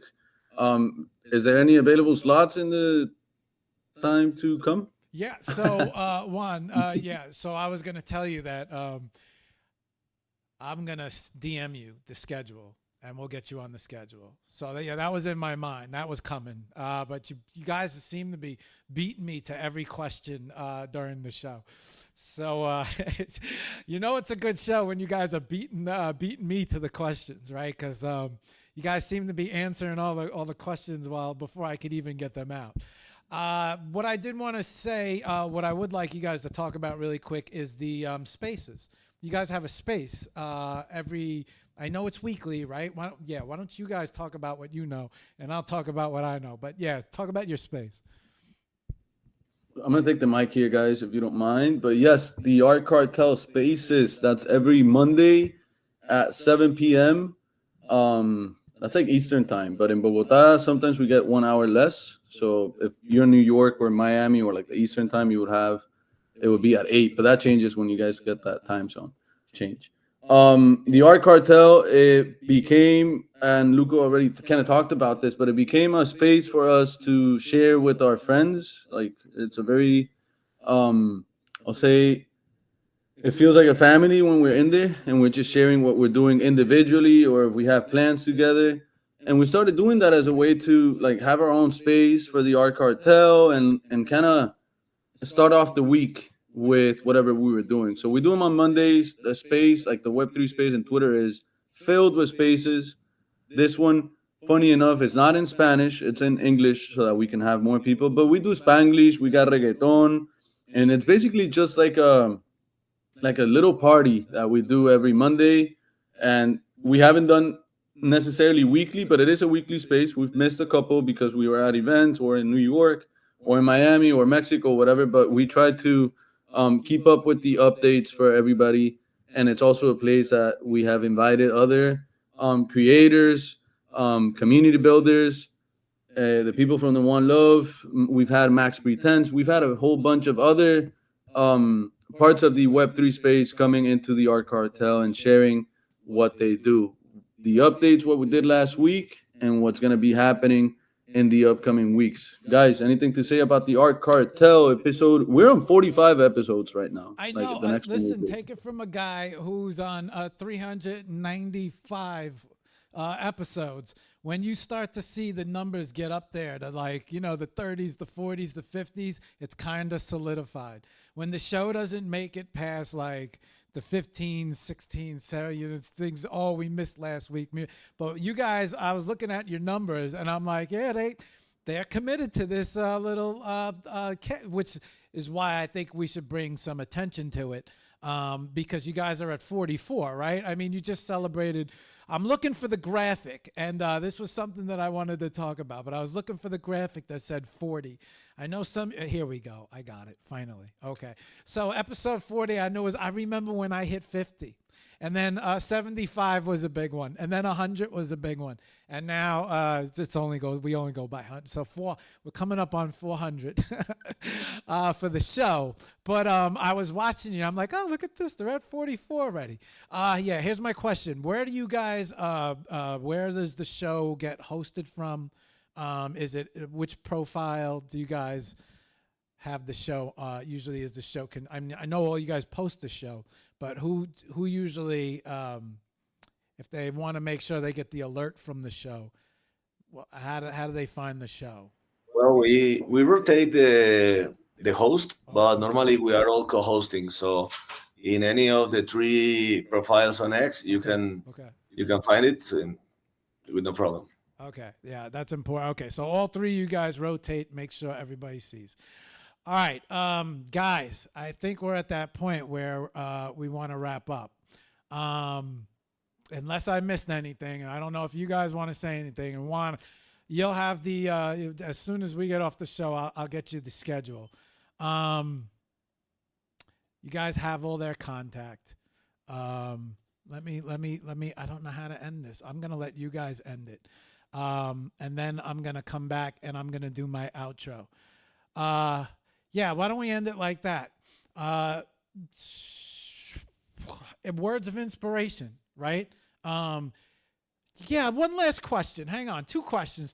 One last question. When it comes to would you guys say that it was the Web3 world that brought you guys together? Totally. I mean, think we met. right from everything that I'm hearing, right? And so many people are quick to talk about, Web3, crypto, this, that, but like, I'm sitting here talking to you guys, and like, look at all the great that came out of. Go ahead. I'm gonna let you guys take it, right? Because I think you know where I'm going with this. Yeah, I got you. I think the Web3 is the thing that made us connect so good and to keep this connection going and to keep building things like together. Because I met Juan through the art galleries, but I wasn't liking the art galleries, like all the drama and stuff. I didn't like it at all. Right. And then when we went to Miami for an exhibition, we met this guy who told us about the Web3 space, the NFTs, Fabian Buitrago. And after that, we started building over that. And the same came with Luco. So I feel Web3 is guilty. Luco, Yuda, what do you think? I don't know what happened to Luco, but yeah, totally. I would not hang out with Ju Zapata if it wasn't for Web3. I don't even like this guy.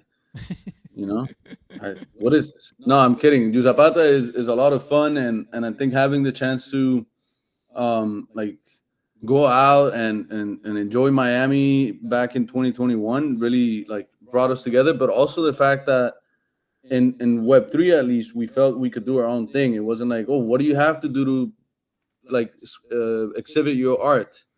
And in Web3 it was more like, what do you want to do to exhibit your art? And I feel we do share that vision of our art careers, if we may, and that's how even Luco came about, right? He asked us what it was, and he's still here. He's like, "What are NFTs? What is this? How can I get on that?" And yeah, Luco just he tagged along, and he's been hanging out with us for about 3 years now, I would say, or something. It feels like decades, but we've become great friends, and of course it was, I would say Web3 was a connection point, but after we started seeing that we could work together, we started creating stuff like Chromiverse, like the Art Cartel, like the murals together, like the exhibitions, like the One Love Art DAO. And we didn't create this, but I mean Luco is a part of it. So it showed us the great potential of Web3, and I think it tapped a little click in every single one of us. It clicked with us into saying, oh, we could actually do whatever we want out here. So let's bring our best game. I love that Ju Zapata is very committed to his work. He's very professional from where he comes from. Luco has a vision of art that we don't always see, and it's cool to have that in the game. And I myself, coming from a marketing perspective and doing that, it also, I guess, is a great connection to us three. And hopefully this keeps going for a long time, having fun. Okay, guys. Before we close out, before we say goodnight to everybody, maybe usually I always ask everybody to cut out with some inspirational words, right? But this is a little bit different, and I found something very interesting. You guys said that if it wasn't for, it makes it easier with friends, right? And then look at what came out of friends, and look at what came out of Web3. You guys have established a show, a partnership, friends. It looks like the Chromiverse is doing great. You guys support each other. Your styles don't conflict with each other.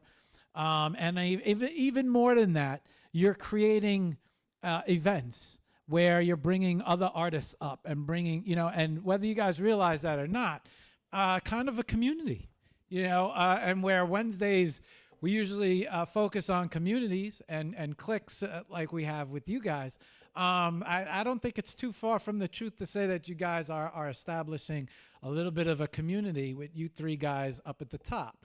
Especially when you're doing shows and you're bringing other artists' attention, and you're getting their art on the walls. You're actually doing a lot for the artists out there in the space.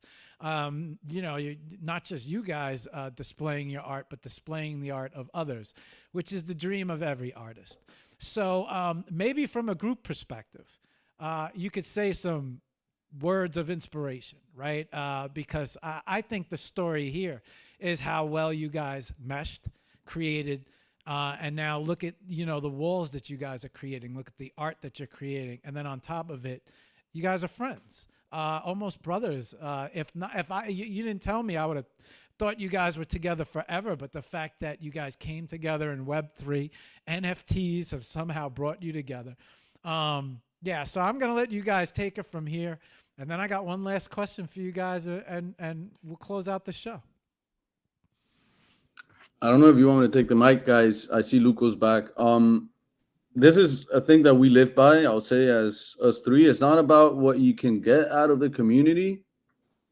It's what you bring to the community. And that's why Ju Zapata and Luco and myself are here.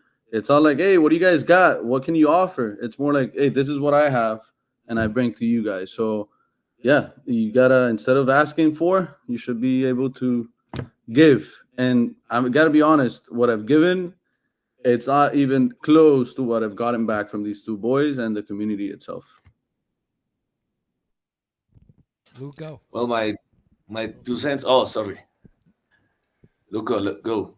Yeah, no, I'm back. I was like missing the connection. But yeah, for me, like, man, like, it's really important to be the people that you are surrounded by, and the people that you believe and trust in, because those are the ones that gonna keep pushing you through the stuff, through the challenge that never ends, man. Like, life is challenging, life is a move, life is a wave. So be careful and be mindful to the ones that you surrounded by, and trust in that people, because that people, it's gonna be like hard sometimes, or it's gonna be like super chill sometimes, but always it's gonna drive you to keep going and to keep building in a great state and connected into your mindset and into your mission as an individual. Not because I have been learning a lot of these people, and man, I know that I have been teaching them a lot of things of my life and of myself too. So it's just a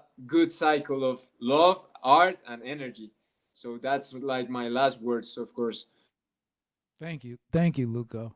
You want to close Cool. this out? So after everything this guy has said that is so true, I think what I'm left with is have fun.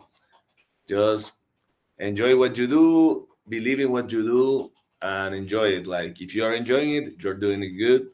So that's it. Have fun. Okay. Guys, I got one last question for you, and we're good. I need a song to close out on.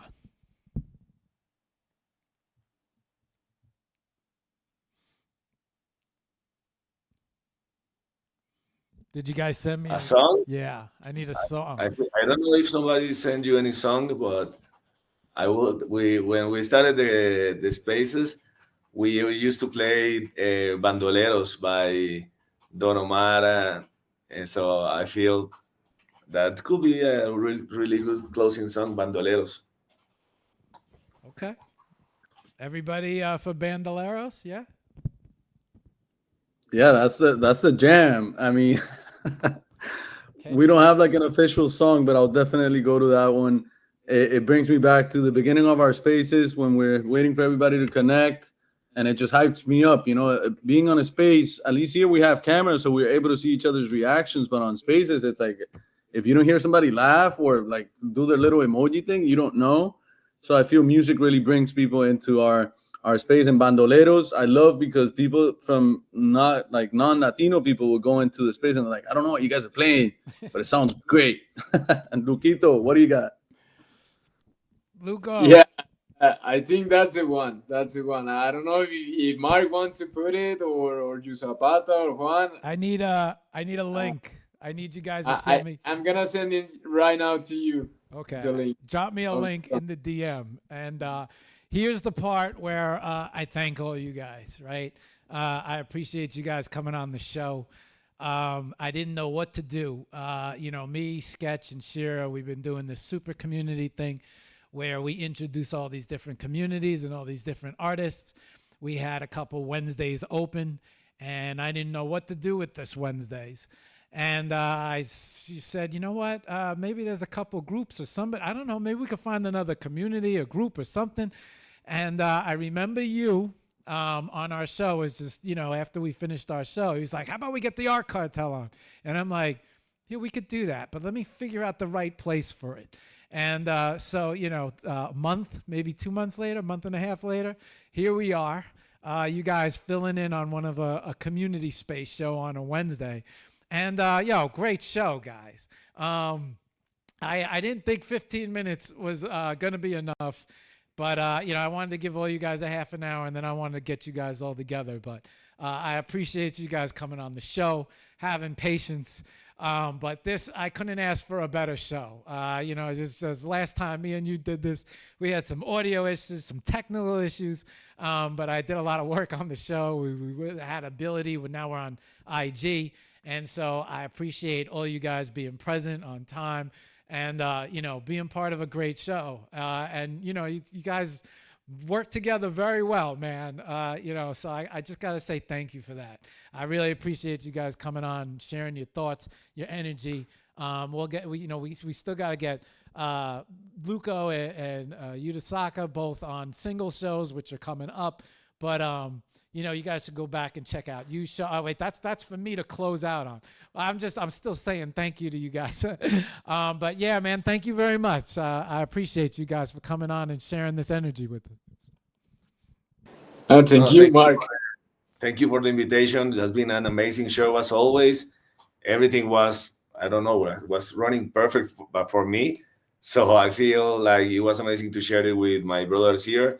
And thank you all for watching, listening, and like for any platform that is that are streaming here. So for you too, thank you for watching us. Mark, thank you so much, and to you guys as well for being like great partners. This was a great hosted show. I had a lot of fun. We all got our time to shine and to talk about ourselves, and hopefully people can learn about the art cartel and get them hop on the bus with us. Let's have fun. Thank you, Mark. Thank you, thank you. Yeah, yeah, it was amazing. So many great things, and it's always amazing to do like a recap of the things that you have been living through the year, through the stuff in December. This date was perfect, and yeah, so super thankful. And man, see you the next year, and of course we stay in touch. You already know, like the Art Cartel is always active, always building, always working, and mostly always creating, man. Like always. Guys, I appreciate you guys and your energy and for having a great show and for taking on a Wednesday. And this is the first time we've ever done a show like this, so very successful. I'm going to close out. You guys are welcome to go. You can bounce, you can hang out, it's up to you.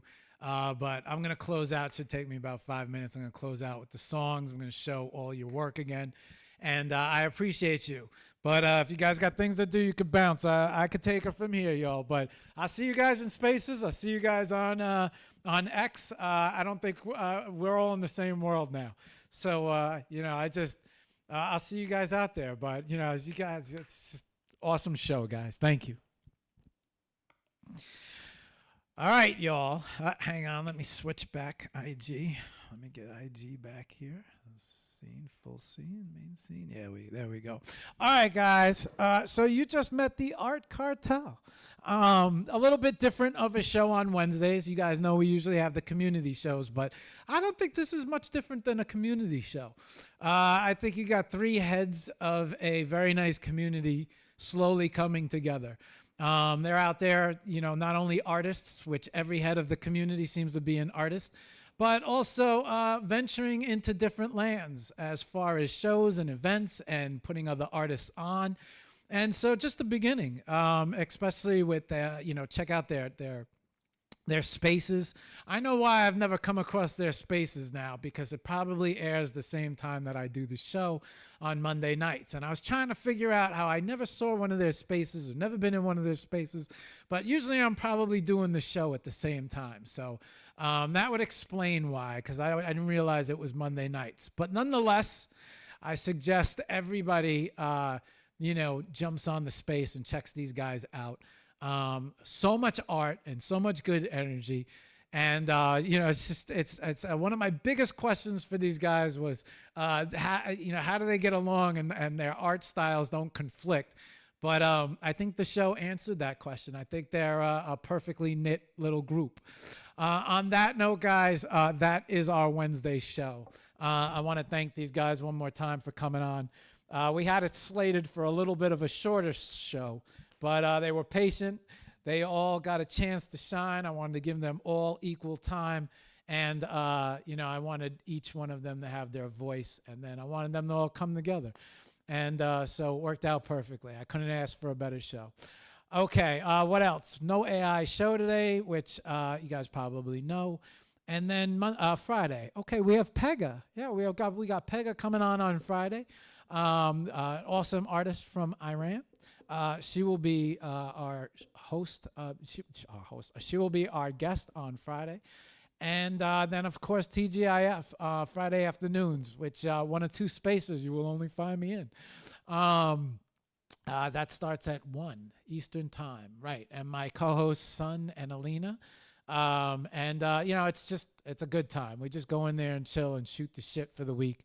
And, that's about it. The only other space you could find me in is on Tuesday mornings with Shira and Sketch for why did that just skip my mind?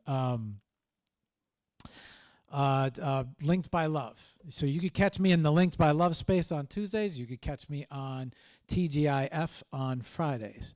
Outside of that, I will be having one more show on Friday with Pega. So that's it, guys. That's it. That's the end of the Wednesday. I'm going to cut out. I'm going to say goodbye. Had an excellent show. I'm going to shut this light off. And I'm going to wish you guys a great week. It's always a good week to create art. Let me say, let's bring up this track here.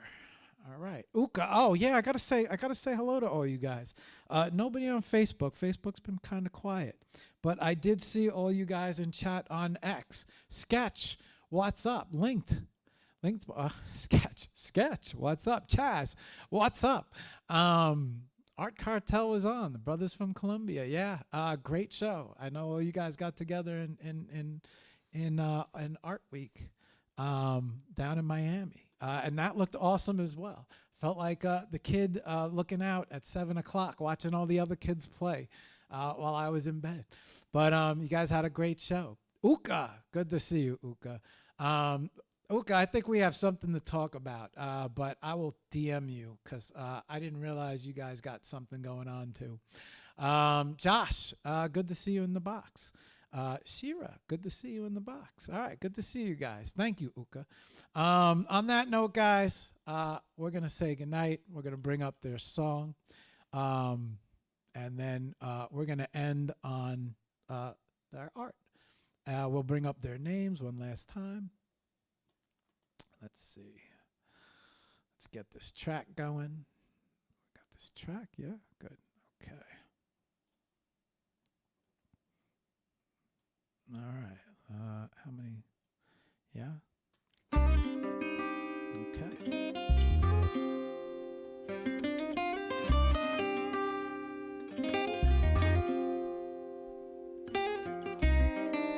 Yo, Tego Calderón, Don Omar, los bandoleros.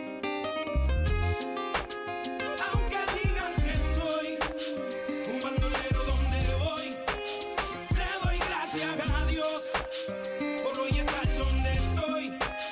Y voy a seguir con mi tumbao y con mis ojos colorados, con mi gato activado.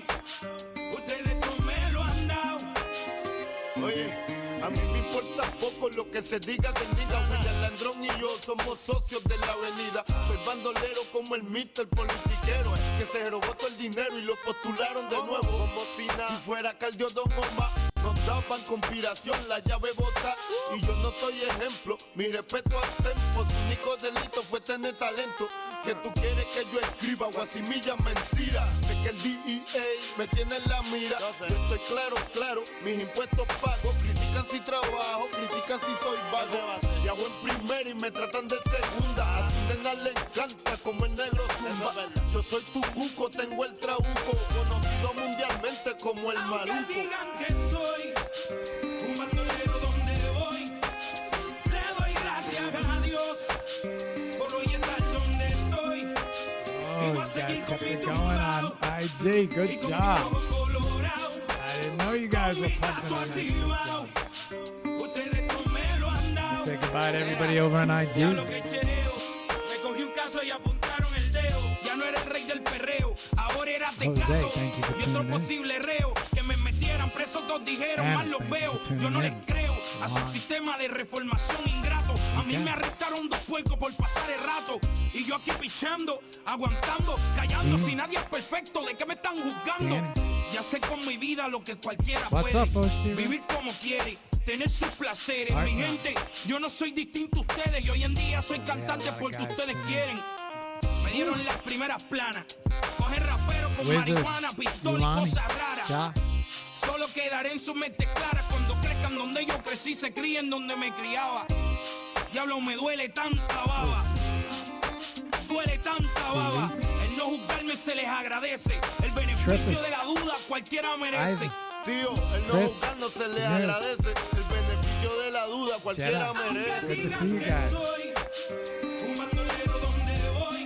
Bring up their Le X's. doy gracias a Dios por hoy estar donde estoy. Y voy a seguir con mi tumbao y con mis ojos colorados, con mi gato activado. Ustedes no me lo han dado. Oye, a la gente le encanta sacar pellejo. Uno por profesión, otro por bochinchero. Dale a la sin huesos o chicharronero. Haciendo dinero con el sufrimiento ajeno. Yo no soy un santo, pero estoy en clave. Estoy pagando todas mis maldades. Y estoy aquí tirando pa'lante. Guys, Como quiera que lo ponga, hago menos that mal is que the Art antes. Cartel. Lo que te jode, que te mataste, trataste, te superaste. See Pero te everyone on the olvidaste next show. que el papá upa está mirándonos de arriba. El único que juzga, el nicho que no discrimina. Y yo no he visto al maní ni bandón. Calle Callejón, el bandido Calderón. En los juzgados se les agradece. El beneficio de la duda cualquiera Aunque merece. digan que soy un bandolero donde voy, le doy gracias a Dios por hoy estar donde estoy. Y voy a seguir con mi tumbao y con mis ojos colorados, con mi gato activado. Ustedes no me lo han dado. Y aunque digan que soy un bandolero donde voy, le doy gracias a Dios por hoy estar donde estoy. Y voy a seguir con mi tumbao y con mis ojos colorados, con mi gato activado. Ustedes no me lo han dado. Eco, The Lab, los bandoleros, Teo Calderón, Diesel, ponle pila a esto. Don Omar y Teo Calderón, haciendo historia en la música, los bandoleros. Eco.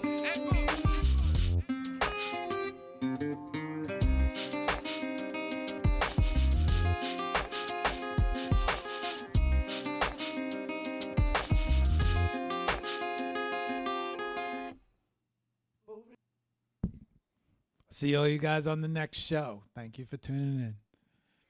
That was a damn good show.